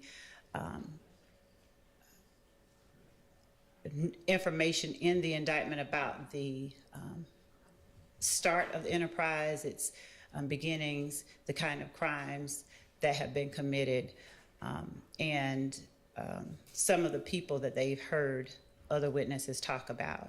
So in as much as I think it was a 401 objection, it's relevant. We're talking about YSL and the beginnings of YSL and the groups from which YSL evolved. The relevant standard is a very low standard, in as much as it's a 402 objection. Any relevant evidence is presumptively admissible. In as much as it's a 403 objection, I'm not sure what, I haven't heard any offer as to how it's substantially more prejudicial. I know I hear a lot about, Is it that I don't know. prong of it, Mr. Steele, or something else? Every prong of it, Your Honor. Every prong. Well, him saying every prong, Your Honor, any information that tends to prove an allegation in the indictment is going to be prejudicial to a defendant. And Mr. Steele or no one on behalf of the defendant Williams is offering up how it unfairly prejudices Mr. Williams for the state to be able to prove the elements in the indictment, the existence of the gang, the beginnings of the gang as we allege, and the kinds of crimes and activities that the enterprise participates in, and the conspiracy itself. He has, I don't know how it's unfairly prejudicial in such a way. So the question that you asked was, who was the suspect of the murder? I mean, are you going to establish that just for somebody to be a suspect doesn't establish anything other than they were a suspect. Are you going to establish something beyond that? The person's involvement, I'm not going to go whole hog into convictions and statements and things like that. I wanted to have the jury know people who were alleged to be involved and people he talked to. And as I said, I believe that even when the jury doesn't know from one witness exactly what a particular person did as it related to an incident, that information is then supplemented by other witnesses' testimony. It corroborates things that they have heard and will continue to hear. What was that noise? What no? Okay, whose phone? Whose phone made that noise? Somebody knows whose phone made the noise. Whose phone made the noise? Okay, whether it's outside a bag or not, phones aren't supposed to be making noise. So if you can't turn the phone off before you come into court, then you're not going to be able to have the phone in court. Understand? Whose ever phone it was? Because that's disruptive, and they all need to be on silent if you are permitted to have one at all because you have a Rule 22. It needs to not make any noise. If it happens again, you won't be permitted to have the phone in here. All right, go ahead, Ms. Love. And this is a case that Trontavia Stevens, I believe that we've heard a little bit about. There were objections, I believe, prior to Your Honor coming on about getting deeper into it, but Trontavia Stevens was a material witness in that case. In fact, had to be arrested on a material witness warrant because of his unwillingness to cooperate in that case. And Okay, I mean, I get, maybe I'm just not following. If if the point of it is that Stevens was a material witness and knew something about it, how does? No, that, I'm That's tying not it what into it is. members, alleged members of YSL and the activities that they participate in and the steps to which they go, the way that they operate as an enterprise, the existence of the enterprise. All right, tell me how whatever you think this witness is going to say is going to do that. It gives the jury the information that this witness is aware of a particular murder that involved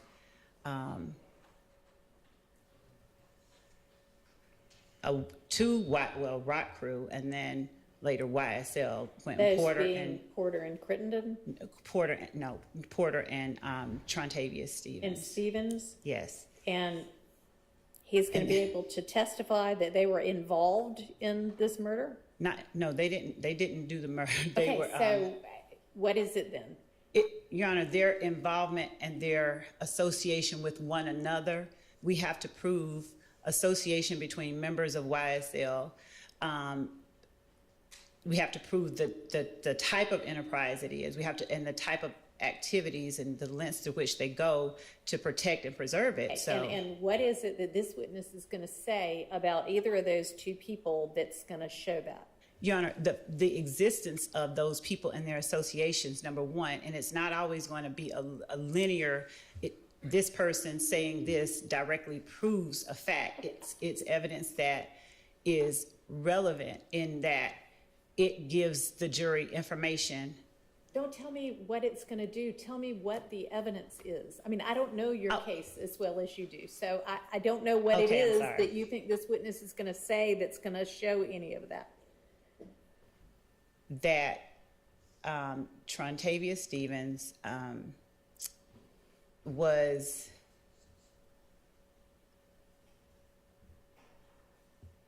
what I know happened. So he was believed to have been set up by Big Boo. It was put out that he was set up by Big Boo. There was a break from Big Boo as a result of this particular murder, and that offshoot eventually produced YSL. Now, I don't expect that he's going to say all of that, but it's the connections between Porter and Stevens that I believe are. Okay, and how is this witness going to testify to connections between Porter and Stevens? Based on what his investigation and his involvement in the investigation of the murder. He interviewed. Just going to show that these two people knew each other? No, You're so not telling me anything, so, to the I mean, I'm trying to follow you, but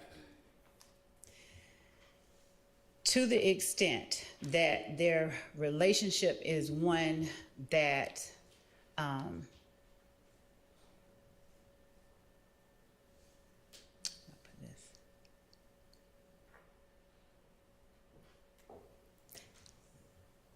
has been described and will further be discussed. Your Honor, just one second. okay. Maybe I'll take a bathroom break, and then when you come back, you'll be able to articulate what it is. So let's all. I can. I'll be Yes, able to better Mr. Shaw. consolidate it. Okay. I'll be back. For the record, I'd like to add my objection, which is going to be hearsay and confrontation clause, on top of Mr. Steele's objections. Okay, well, I, at this point, have no idea what this detective might testify to, so I don't know, maybe we'll everybody who needs to go to the restroom, and then we'll reconvene and try to hash this out.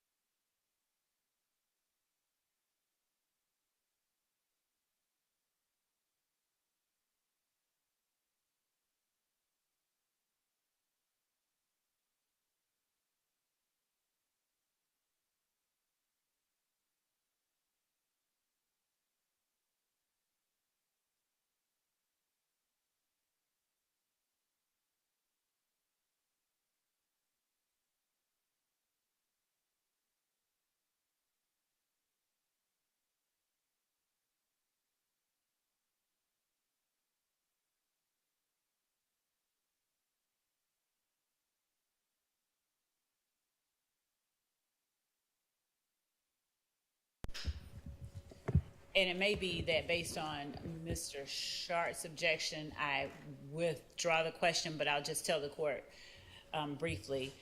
So Mr. Stevens was believed by Mr. Crittenden to have robbed him, stolen some of his jewelry. As a result, it is believed that Mr. Porter alerted Mr. Crittenden as to Mr. Stevens' whereabouts. And Mr. Stevens was Mr. Crittenden's intended target. There has been testimony, and will likely be a little bit more testimony, about the impetus of the transition from one group to the other. Detective Thorpe, because of his relationship with kids who were, I'll say, rock crew adjacent associates, he was able to, because of his relationship with them, they willingly offered him information that he was able to then go and get to assist to help him solve that crime. So that's as specific as that inquiry gets. Okay. And so, But, yeah, given the hearsay and confrontation clause objections that have just been voiced, yeah, I can, what I'll do with the court's permission, if it's okay, if it's an okay question by the court standards, is just ask,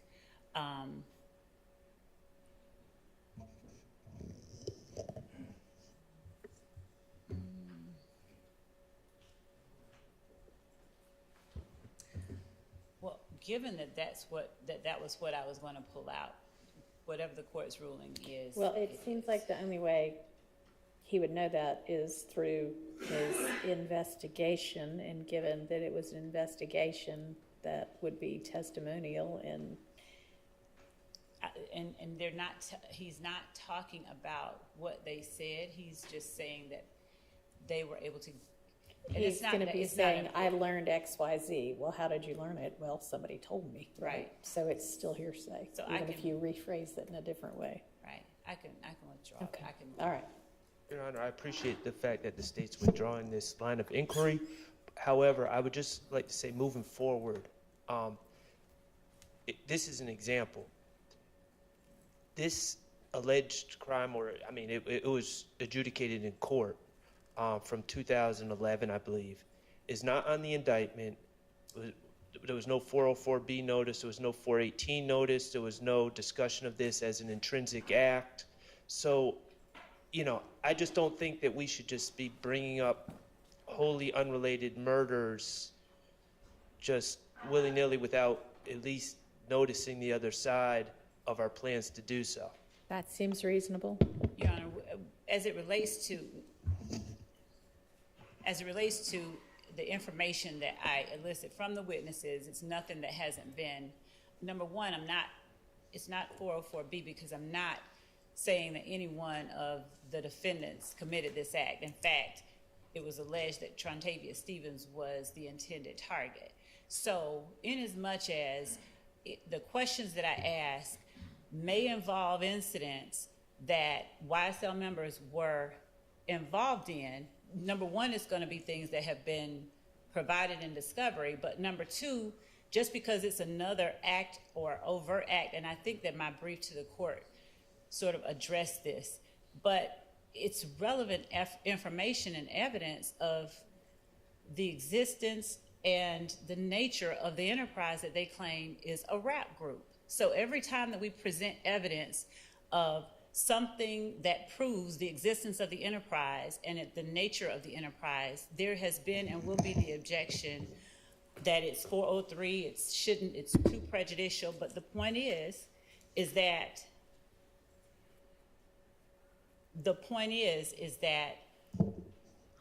the information that I'm soliciting from the witnesses are intended to prove up elements of count one in this indictment. Your Honor, may I respond? He's talking about a lack of any kind of notice. So he wants to know the questions, because I don't believe that a notice of my asking about questions regarding incidents that, one, we've talked about. I don't believe that We have the never court, that spoken the about defense this. is entitled to the list of questions that the state is going to ask. No, I agree with that, but We've never spoken about this. There's no mention in the discovery, to my knowledge, certainly no police reports about the murder of, I guess, Julian Jones. I only know that because Detective Thorpe said that name. No mention of the Javaris Crittenton case. There's no mention of that in the discovery, to my recollection. So No, I don't know where the state's saying that they've given notice through discovery. But even if they had given notice through discovery, there's also Georgia rules of evidence that dictate when notice needs to be given when bringing up extrinsic, non-charged matters in a trial, and that has not been done. And I just don't want, at this point, I think that we've cut this off, this particular incident, but I just don't want it to repeat in the future. Your Honor, and that's another thing. These matters that are alleged by the defense as being extrinsic, uncharged matters, they're not. When we're asking about them, and just to cap off something Mr. Sharp said, we've had a witness already talk about the Crittenton murder earlier on, and Trontavious Stevens' involvement in it, just to put a point on that. But the assertion that these are extrinsic, uncharged matters are efforts, we believe, to curtail the state's right to prove its case through valid questions that are not improper, they are not impermissible, they're not 404B. These are questions and evidence through testimony, we believe, that proves an element of, or one or more elements of count one, the existence of the enterprise, the nature of the enterprise, and the means by which particular people participate in the enterprise. Well, I'm not sure that it's not going to come in through this witness in this way anyway, but I'm not sure how evidence that Porter told Crittenden Stevens' whereabouts in any way establishes any of your elements that you need to prove for Rico. So, Your Honor, since we're not talking about this particular one, the point that I was making is that this detective's investigation involved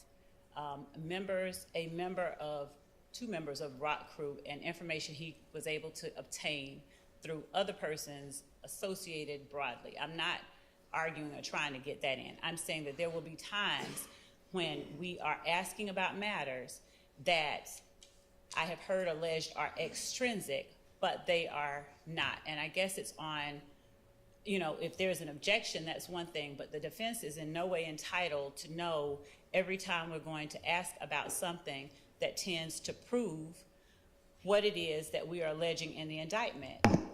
And so to the extent that that's what is being asserted, we vehemently disagree with that. We are not and will not go further into that particular inquiry with Detective Thorpe about that particular murder, but instances that involve actions and YSL members that witnesses have personal knowledge of are relevant to show the existence and nature of the enterprise and other material elements. I guess we'll just have to see as the evidence plays out. All right, let's get the witness and the jury back in.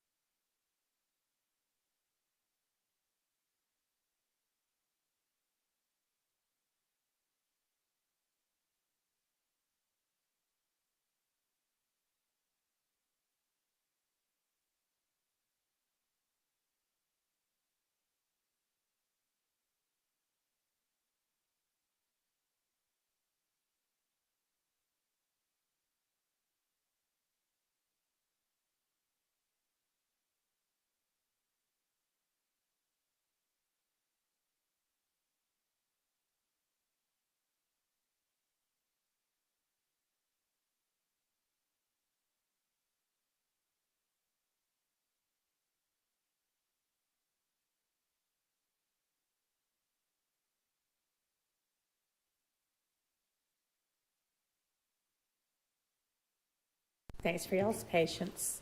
Go ahead, Ms. Love. Thank you, Judge. Detective Thorpe was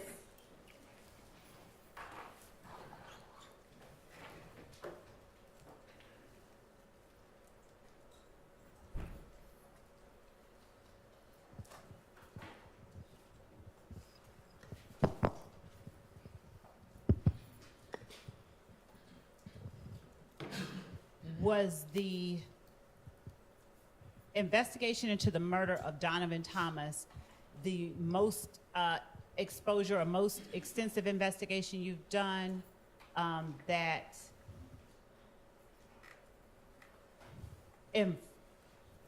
throughout your investigation of Donovan Thomas, did you have an occasion to investigate more about the group YSL?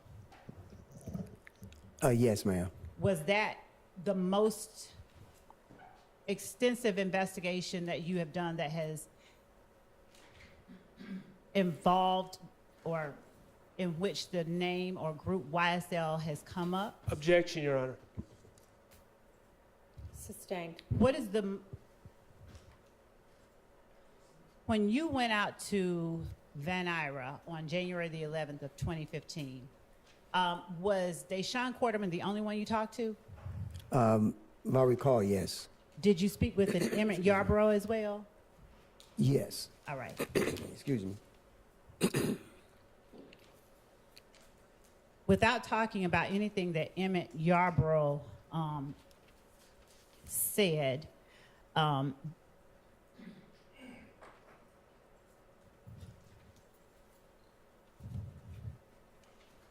were there concerns addressed regarding the Donovan Thomas murder? If I recall, I believe so.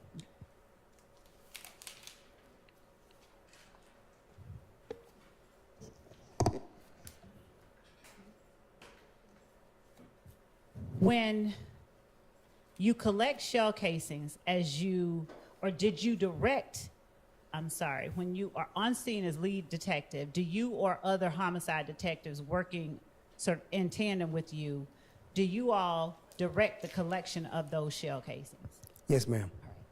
And what do you do with them once you collect them? Yes, ma'am. They're photographed and they're placard, so we know exactly what shell casing belonged to what group. And at the time, our crime scene investigations unit, they collect the shell casings, and we at that time, we turn them in directly to the GBI, firearms. Now, do you all also have a, with the Atlanta Police Department, do you all also have a firearms section or a department that conducts NIBIN comparisons? Yes, ma'am, we do now. Is Jennings Kilgore the person that does that? Yes, ma'am. Did you work during the investigation into the murder of Donovan Thomas with ATF as well as the GBI? Yes, ma'am. Was some of the evidence that was collected in later associated incidents submitted to the ATF versus the GBI? I believe so, they were. Yes, ma'am.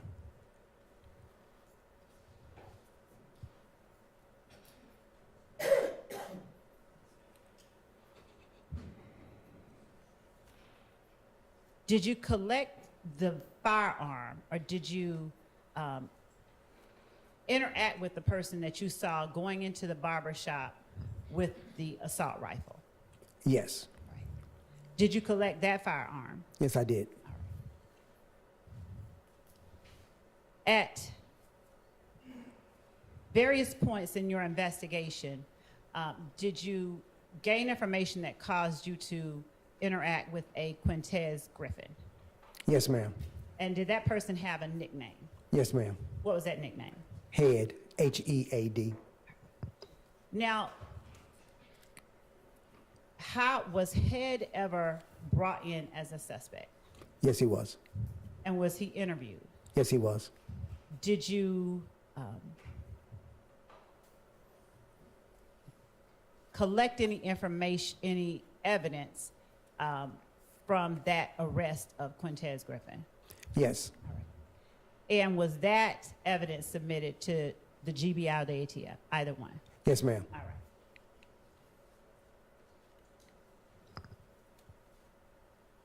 Throughout the month of January and into February, were you personally aware of other incidents that you then looked into as connected with the murder of Donovan Thomas? Not myself in particular, but I was getting information from the gangs unit. All right. And when you were given information from the gangs unit, what, if anything, did you do to aid in your investigation into the murder of Donovan Thomas? At that time, we did a collaboration. Anything that they needed done, like search warrants or anything pertaining to that nature, or order of production for inmate to do an interview with, I would conduct that for them. And when you would do things like an order of production to produce an inmate, is there a record that you're taking someone out of custody to APD, for instance? Yes, ma'am. All right. And did you keep records of each inmate that you did that with? Yes, ma'am. Now, when you talked about Spencer Wright, how did you learn about Spencer Wright? Okay. Let me phrase that better. Did Spencer Wright reach out to you, or did you reach out to Spencer Wright? Neither. Did he reach out to a member of the Atlanta Police Department? Yes, he did. And when he reached out to a member of the Atlanta Police Department, did that member of Atlanta Police Department reach out to you? Yes, they did. At the time that you spoke with Spencer Wright, was that the name that you thought was his name? No, Spencer Wright was his real name. Right. Yes. Was that the name that you were first advised No, wanted ma'am. to talk to you? No, ma'am. Do you remember the name? I think it was Robinson, I believe it. Nicholas Robinson? Nicholas Robinson he used. How did you learn, or from whom did you learn that his name was Spencer Wright? Detective Gaither of the gangs unit. All right.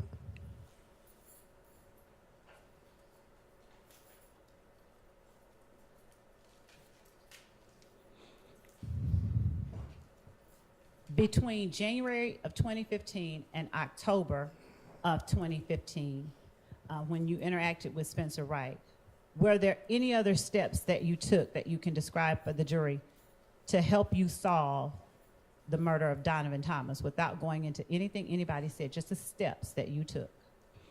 Yes, I will work and correlate information along with the gang unit, possibly develop suspects based on their investigation. Okay. Do you know how many incidents between January of 2015 and October of 2015 you looked into to aid in your investigation of the murder of Donovan Thomas? Yes, ma'am. How many? It was over 40. Okay. Were all of these incidents the same type? What type of incidents were they? Retaliation shootings. Okay.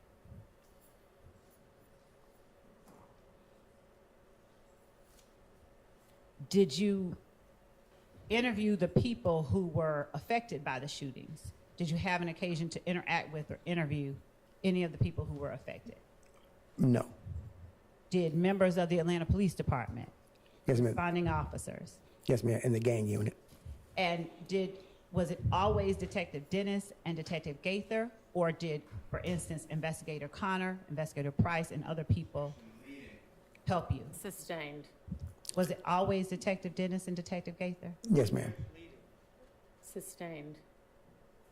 Who in the gang unit gave you information during the course of your investigation into the murder of Donovan Thomas? It was Detective Gaither, Detective Dennis, and Detective Underwood at times gave me information also.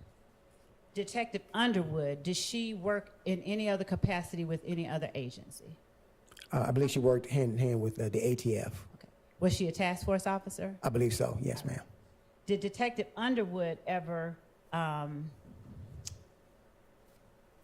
participate in any of your interviews with persons that you found were of interest in your investigation? Not that I can recall. Did Detective Dennis and Gaither? Yes, ma'am. Were they the only persons who helped or participated in these interviews? Yes, ma'am. Do you know how many interviews you conducted in trying to find out or solve the Donovan Thomas murder? Objection to solve. Objection to what? To Solve. Oh, okay. Sustained. I asked, To did he, help. to, Just okay. rephrase it. Do you know how many interviews that you conducted to aid in your investigation into the Donovan Thomas murder? Probably a little bit more over 12, a dozen or more. Were these between January and October 2015, or did you do any after that date? After that date. All right. Now,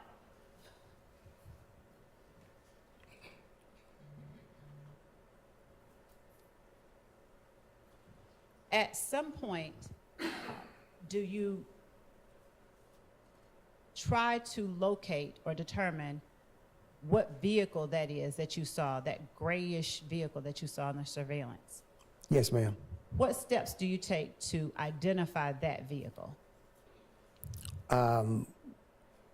It was one based on a description given by one of the victims. I started sending it around to other officers or detectives in the Atlanta Police Department who are very familiar with vehicles. And without talking about what anyone says, unless I specifically ask you, beyond seeking information from other people, did you take any other steps to identify that vehicle? No, ma'am. That's about it.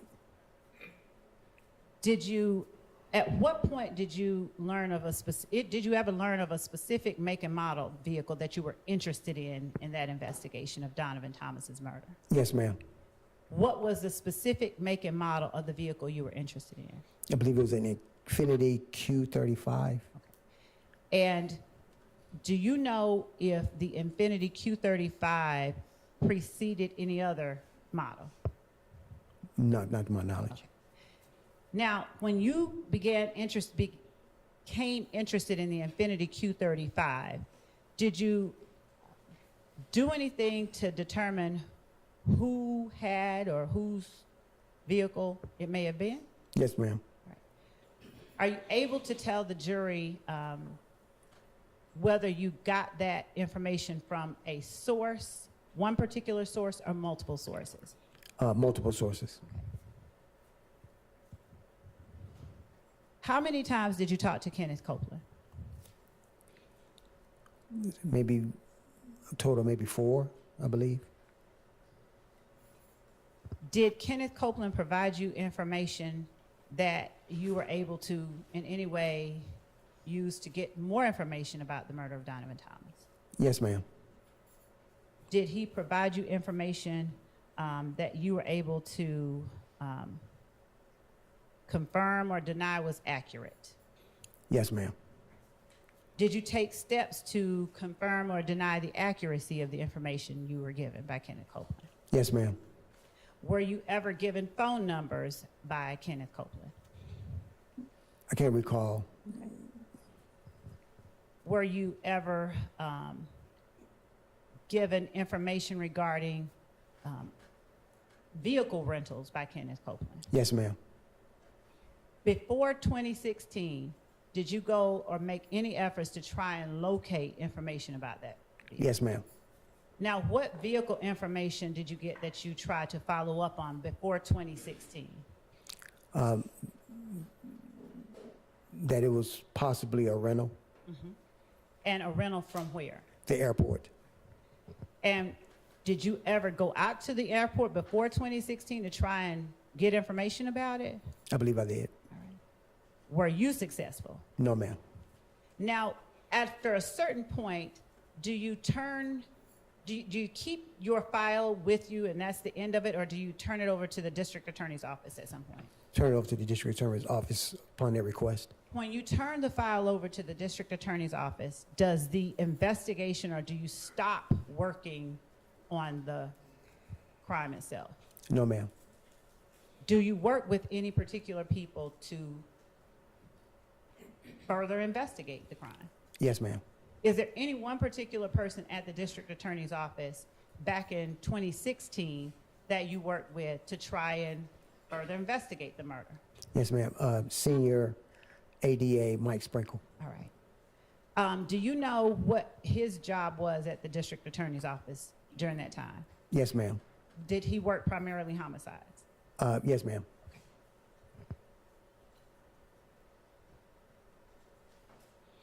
Did you participate in any interviews with Senior ADA Mike Sprinkle back in 2016? Yes, ma'am.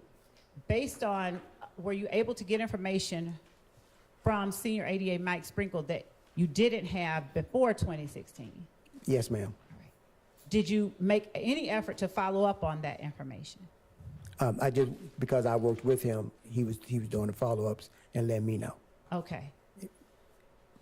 So I became his assistant. All right. During 2015 and 2016, were you familiar with social media? Yes, ma'am, somewhat. When you say somewhat, did you ever utilize social media inquiries to help you in your investigations? No, ma'am. Did you ever gain assistance from others with social media to help you assist in your investigation? Yes, ma'am. And for the Donovan Thomas murder, do you recall who it was, if anyone, that gave you social media assistance? I believe it was Detective Gaither and Senior ADA Mike Sprinkle. All right. And how is it that Detective Gaither assisted you with social media? She would tell me about different media posts, Okay. what is being spread around on Instagram media posts, social media, period, about this incident. Would she capture any of those posts and provide them to you? Yes, ma'am, but she'll tell me that she's looking into this to verify.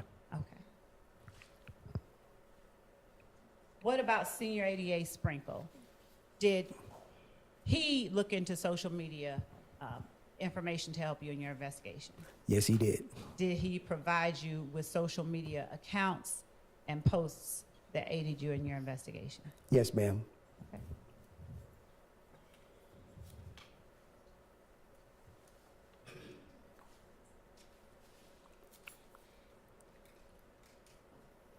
Going back to Mr. Wright, did you interview him once without Senior ADA Mike Sprinkle?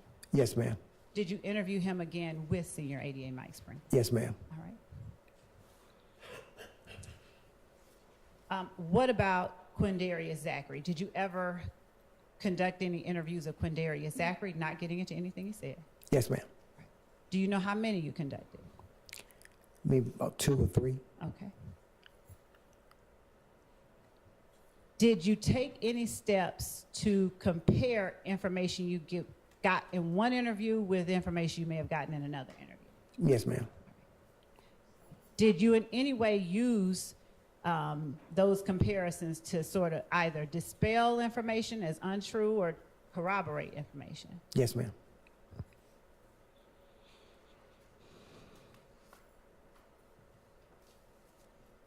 Did you learn from anyone in particular who may have rented the vehicle that you were looking into, the Infinity? Yes, ma'am. Calls for hearsay. Your Honor, the evidence has come in, and if we may approach so that I don't speak more improperly.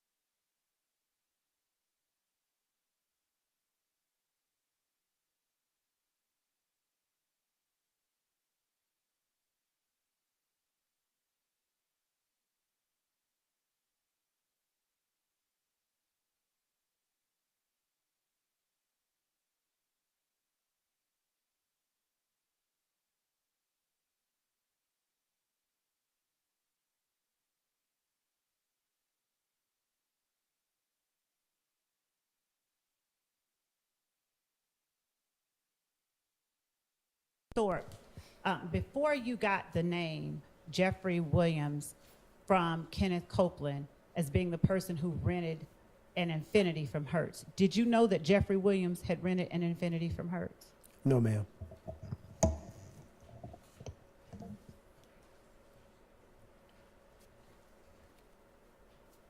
Were you present when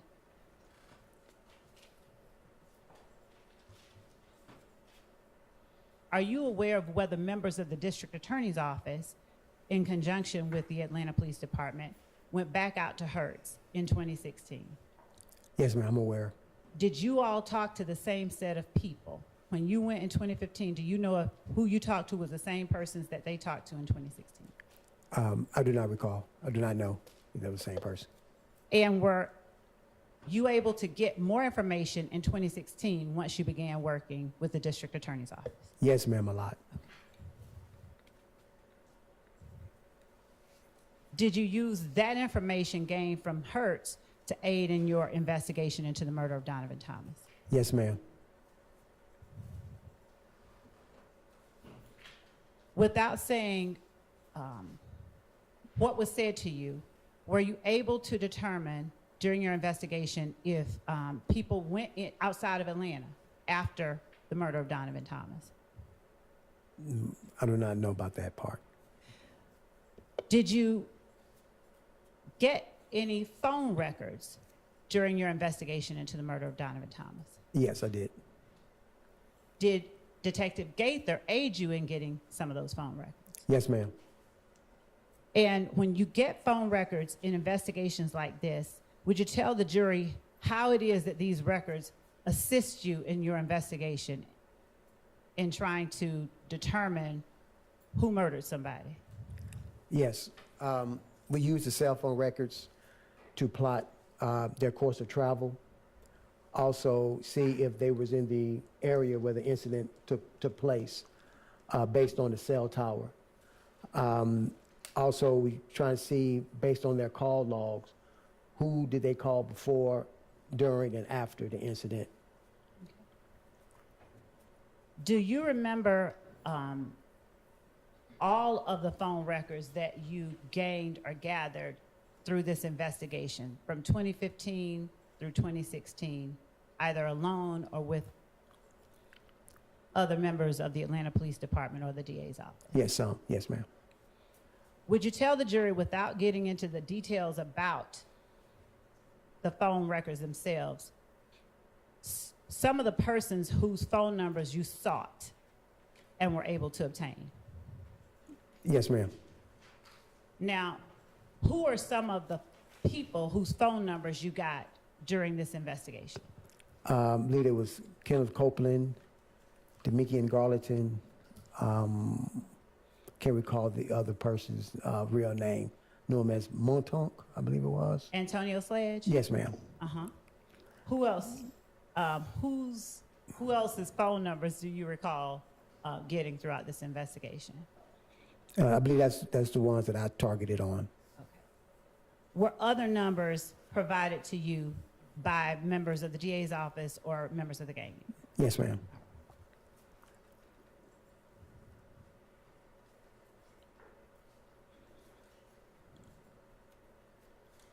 When you met with the people that you interviewed, did you show them the surveillance footage and attempt to get information about this footage from the people you interviewed? No, ma'am. Why not? I did not, because I didn't want it to affect how they described the incident to me. Okay. Now, how is it that you reach a point where you turn the case over to the DA's office? For you generally, at what point are you saying, okay, here, DA's office, take the case? Usually have a conversation with the DA's office, a meeting. At that time, that ADA or senior ADA made a determination to transfer the file to me, get full investigation completed, and we'll take a look at it and move forward from there. And we need your assistance, we'll give you a call. Okay. Follow up on investigations. Is your completion of the file followed up by a determination or an indictment or a dismissal or something like that? Yes, ma'am. And who makes that decision ultimately, whether to present it or to dismiss it, as it relates to people that you've turned over to the DA's office? The ADA's office. And does the district attorney's office always agree with the determinations that you've made in your investigation? No, ma'am. And do they ever ask you after you've turned over a file to? The question was going to be, has he ever been asked to get more information after they get a file from him? I don't know how that's hearsay. It's a request, so it's not hearsay. And does he act on that? Why don't you just ask the second question? Okay. Sustained. Yes, Your Honor. Do you ever act on Do you ever act on requests from the DA's office for additional information even after you've turned it over, the file over to them? Yes, ma'am. And when you act on that, do you turn over to the DA's office whatever information you get that they've asked for? Yes, ma'am.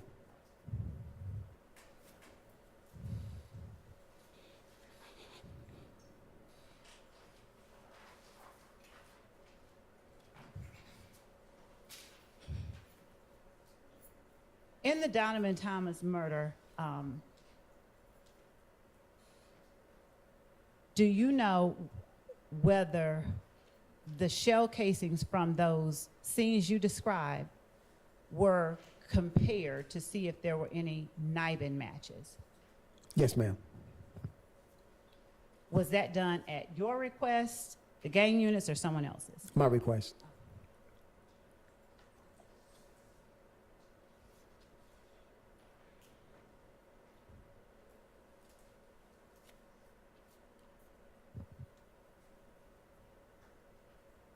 Did the information that you gained from every person that you interviewed always turn out as true? Yes, ma'am. Every person that you talked to told you the truth? Objection asked and answered. I'm gonna overrule. I'm gonna let her clarify. Did the information you get from the people, everybody you interviewed, did it always pan out? Did you always find that it was true, or did you sometimes disprove or discredit the information? Yes, ma'am. Sometimes we proved and disproved what they were saying. Okay. And if you were able to discredit or disprove information, did that help you in your investigation as well? Yes, ma'am. In what way? We know if we hit in a wall or we found a good door to go through to further investigation, find more information. Okay.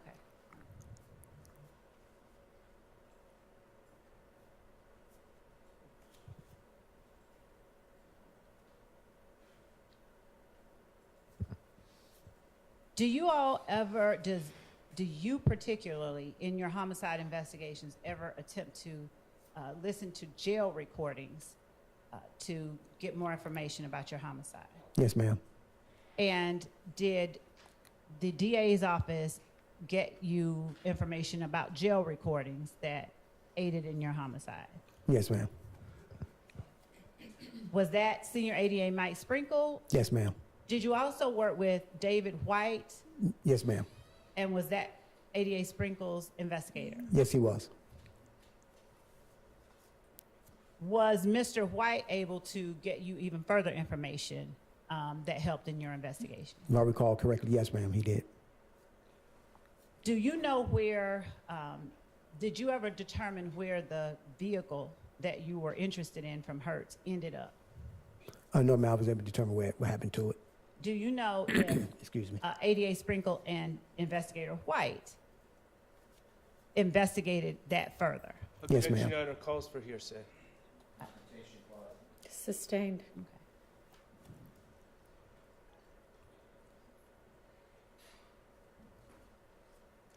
Without saying what information, did you get any more information about where that vehicle ended up from either Investigator White or ADA Sprinkle? Yes, ma'am.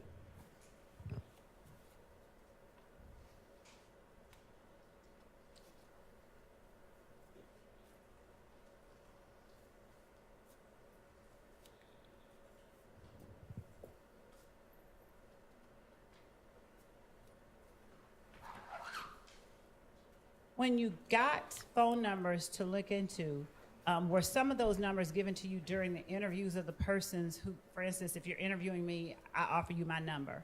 Does that happen sometimes? Yes, ma'am. Did that happen sometimes in this case? Yes, ma'am.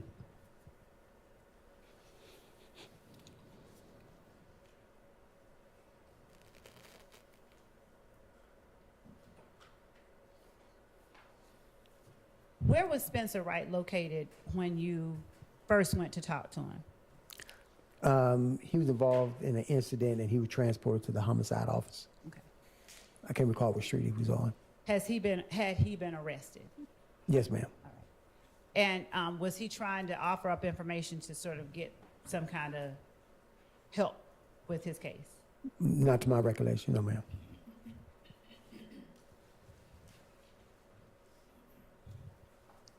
When you get information, do you ever get information from people who've been arrested that want sort of quid pro quo? Yes, ma'am. And what do you discard that information, or do you try to follow up on it, or something different? I try to follow up on it. Why do you follow up on information when they're offering it in exchange for help?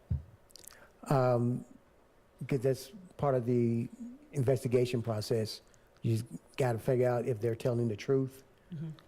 Information they deeming is correct and can help you with further your investigation. Okay.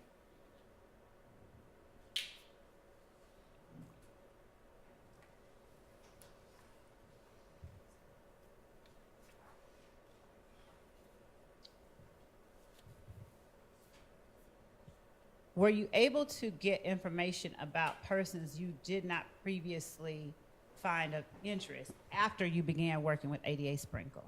Yes, ma'am.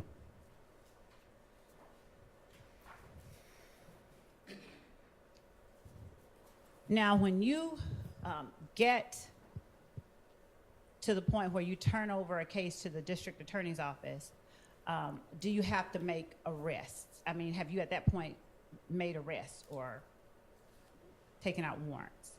Overall, of this particular case. In general, do you turn over the case before or after you've taken out warrants? It depends on the investigation. Sometimes before, sometimes after. A whole lot of times more after the arrest is made. And what is it that decides whether you're going to turn it over before you decide who to arrest versus after? Depending on the investigation, like I said, we have a discussion, a meeting with the senior ADA, and let them know exactly what's going on with the investigation. This is what I've determined as a possible probable cause. 9 times out of 10, sometimes they see it your way, sometimes they don't. Okay. And if you've made an arrest, do you have to go into court and testify after, not before trial, but before a judge to make any determination about whether or not? Objection, Your Honor. Relevance. Sustained.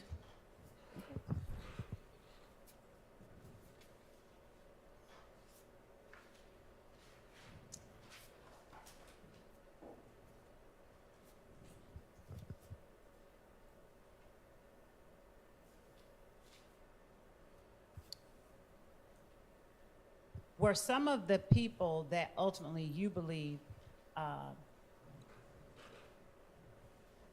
Your Honor, I need to approach because there's a question that this is All right. going to.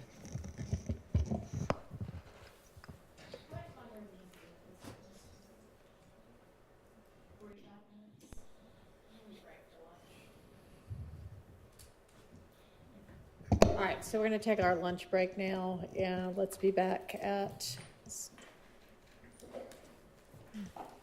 1. Can we be back at 1:30? Can y'all be back at 1:30? Is that going to give y'all enough time? Let's do that, since we got a late start this morning.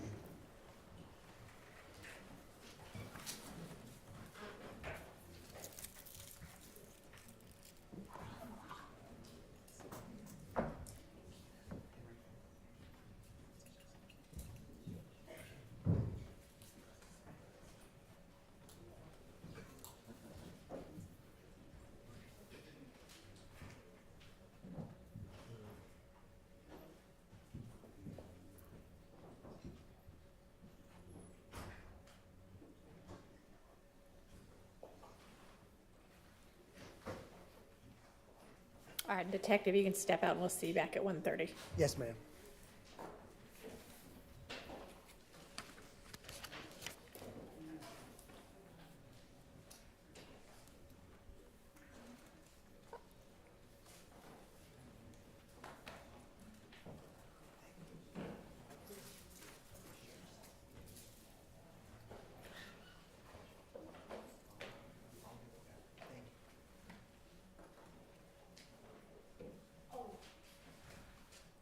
Yes, ma'am.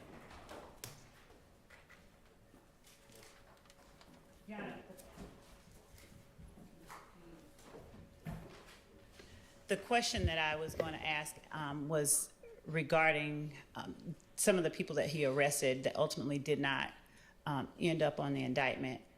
And I'm going to follow whatever direction the court gives, but I think that Mr. Sledge was a person that he arrested that probable cause was not found for, and the state did not include as one of the persons Mr. Sledge and I think Mr. Copeland. I think that that's going to come out. And that we not only did we not proceed on that, but probable cause was not found for Mr. Sledge. So I don't, that was That's what I was. not an appropriate question. Okay. Anything else before we break for lunch? Nothing. And Your Honor, just to get clarity, the court does, the appropriateness comes with the probable cause in the preliminary hearing, not with whether or not he took out warrants for them, right? Right. Okay. Your Honor, to be exact, the state began to ask the question. They said, are there any defendants or whatever the noun was that you believed that's inappropriate? Well, that's irrelevant. And if they want to be precise, they need to say that you took warrants out for, not you believed. Judge, what this witness did and why he did it is relevant. I don't think that one side can tell the other the appropriate way to ask the question. I don't think it's an inappropriate question whether you had a difference of opinion regarding who. And you were allowed to ask that. Yes, the But- court, yeah. Well, his personal belief is not relevant. Okay, then, did you take out warrants for people we didn't indict? I mean, and I was going to ask specifically about Mr. Copeland and Mr. Sledge. Okay, but you can't ask the other issues. Okay. All right. See everybody at 1:30.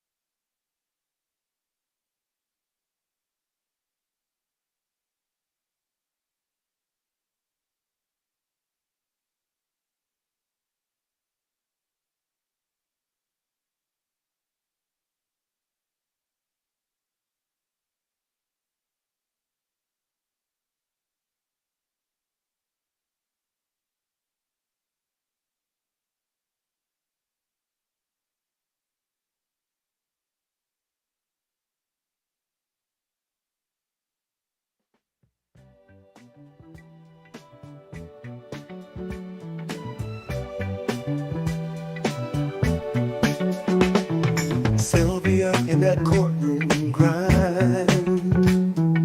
All day long she's making time. Notes in hand, she's got the plan. Comes home late, shines like a star. Yeah, she's here to break it down. Justice found without a frown. In our chat with hearts so true, Sylvia's magic comes right through. Feel it, baby, feel the glide. Soulful notes on the inside. Sylvia's truth makes us sway. All night long we groove and play. She's the queen with a golden touch. In her words trust so much. Courtroom battles fade away. She brings the light in the day. Slide it slyly, can't deny. Sylvia knows just how to fly. All I want, she melts away, bringing soul to every day. Feel it, baby, feel the glide. Soulful notes on the inside. Sylvia's truth makes us sway. All night long we groove and play.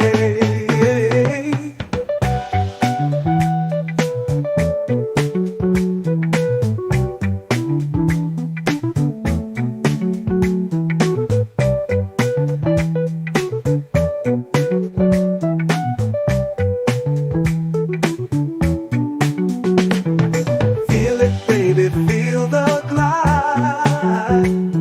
Soulful notes on the inside.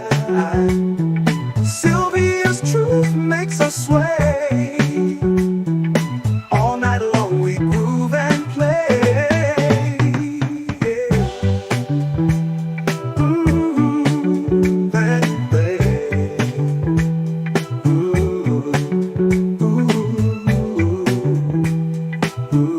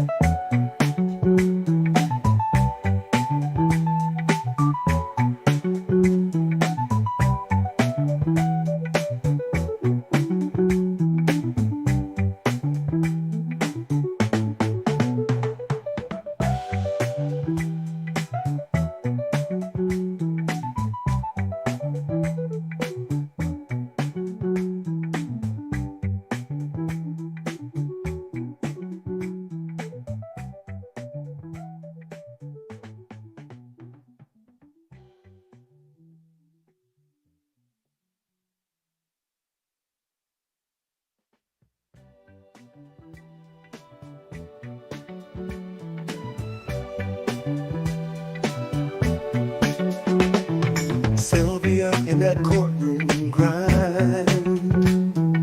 All day long she's making time. Notes in hand, she's got the plan. Comes home late, shines like a star. Yeah, she's here to break it down. Justice found without a frown. In our chat with hearts so true, Sylvia's magic comes right through. Feel it, baby, feel the glide. Soulful notes on the inside. Sylvia's truth makes us sway.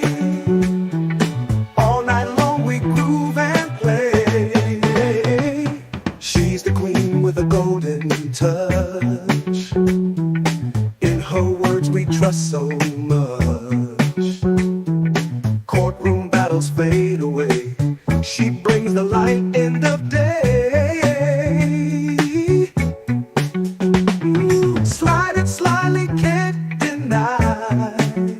Sylvia knows just how to fly. All I want, she melts away, bringing soul to every day. Feel it, baby, feel the glide.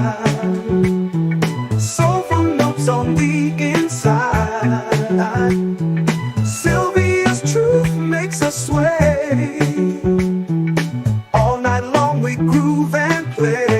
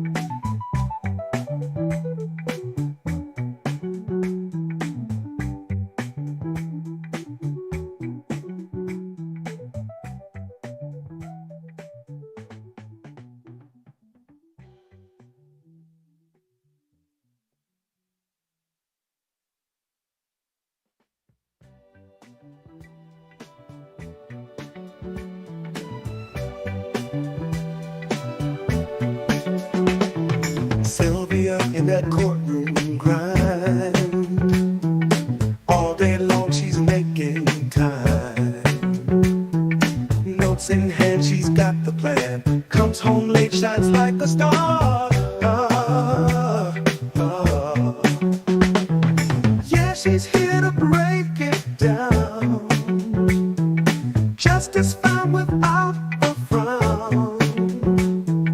In our chat with hearts so true, Sylvia's magic comes right through. Feel it, baby, feel the glide. Soulful notes on the inside. Sylvia's truth makes us sway. All night long we groove and play. She's the queen with a golden touch. In her words we trust so much. Courtroom battles fade away. She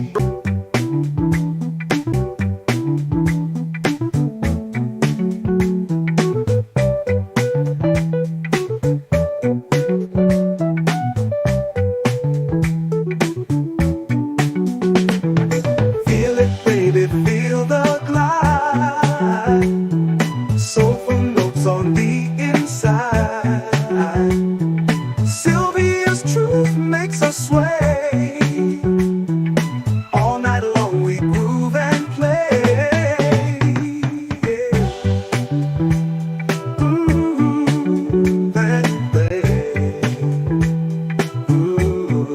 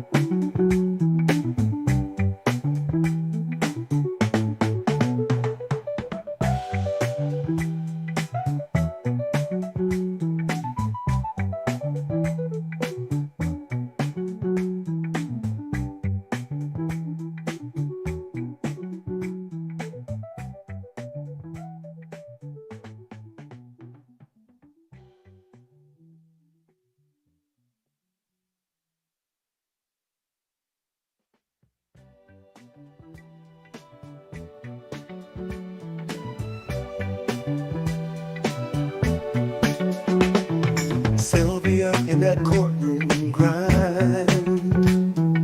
All day long she's making time. Notes in hand, she's got the plan. Comes home late, shines like a star. Yeah, she's here to break it down. Justice found without a frown.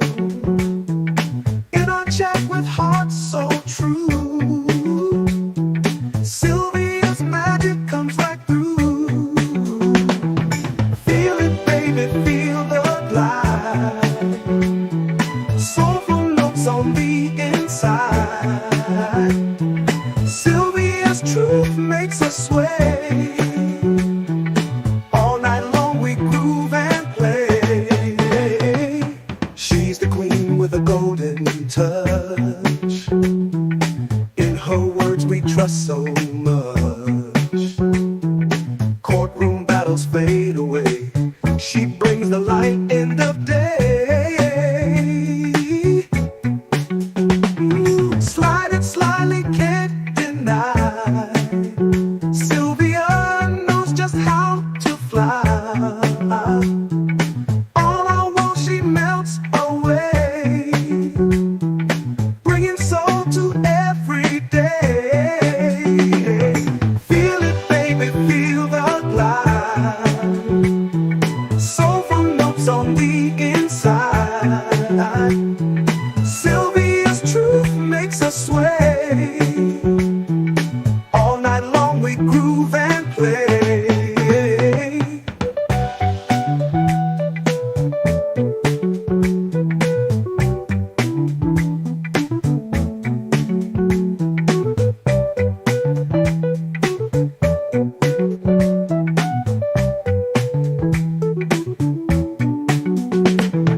Feel it, baby, feel the glide. Soulful notes on the inside. Sylvia's truth makes us sway. All night long we groove and play. Groove and play. Ooh,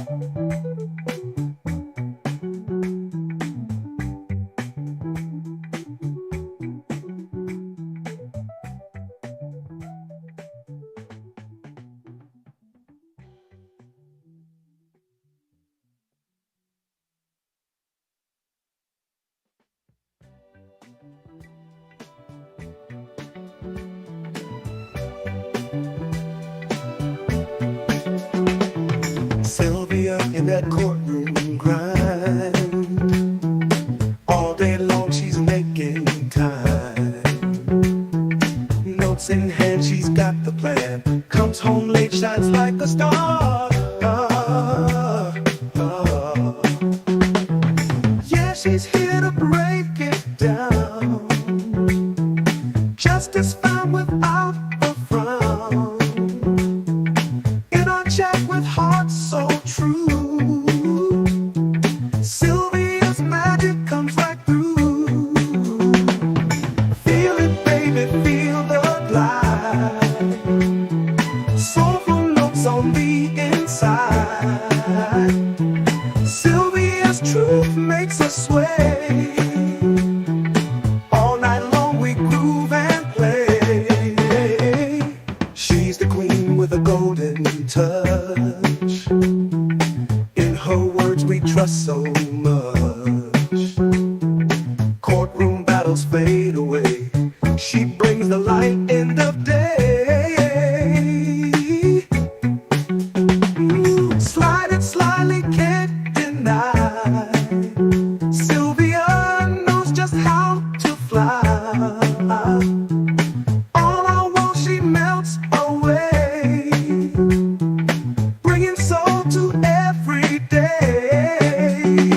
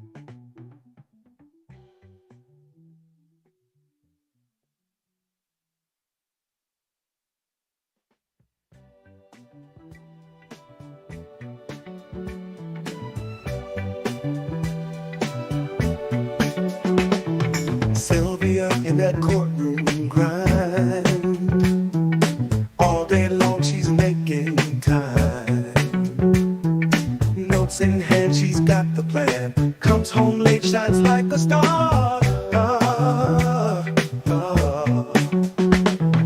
Yeah, she's here to break it down. Justice found without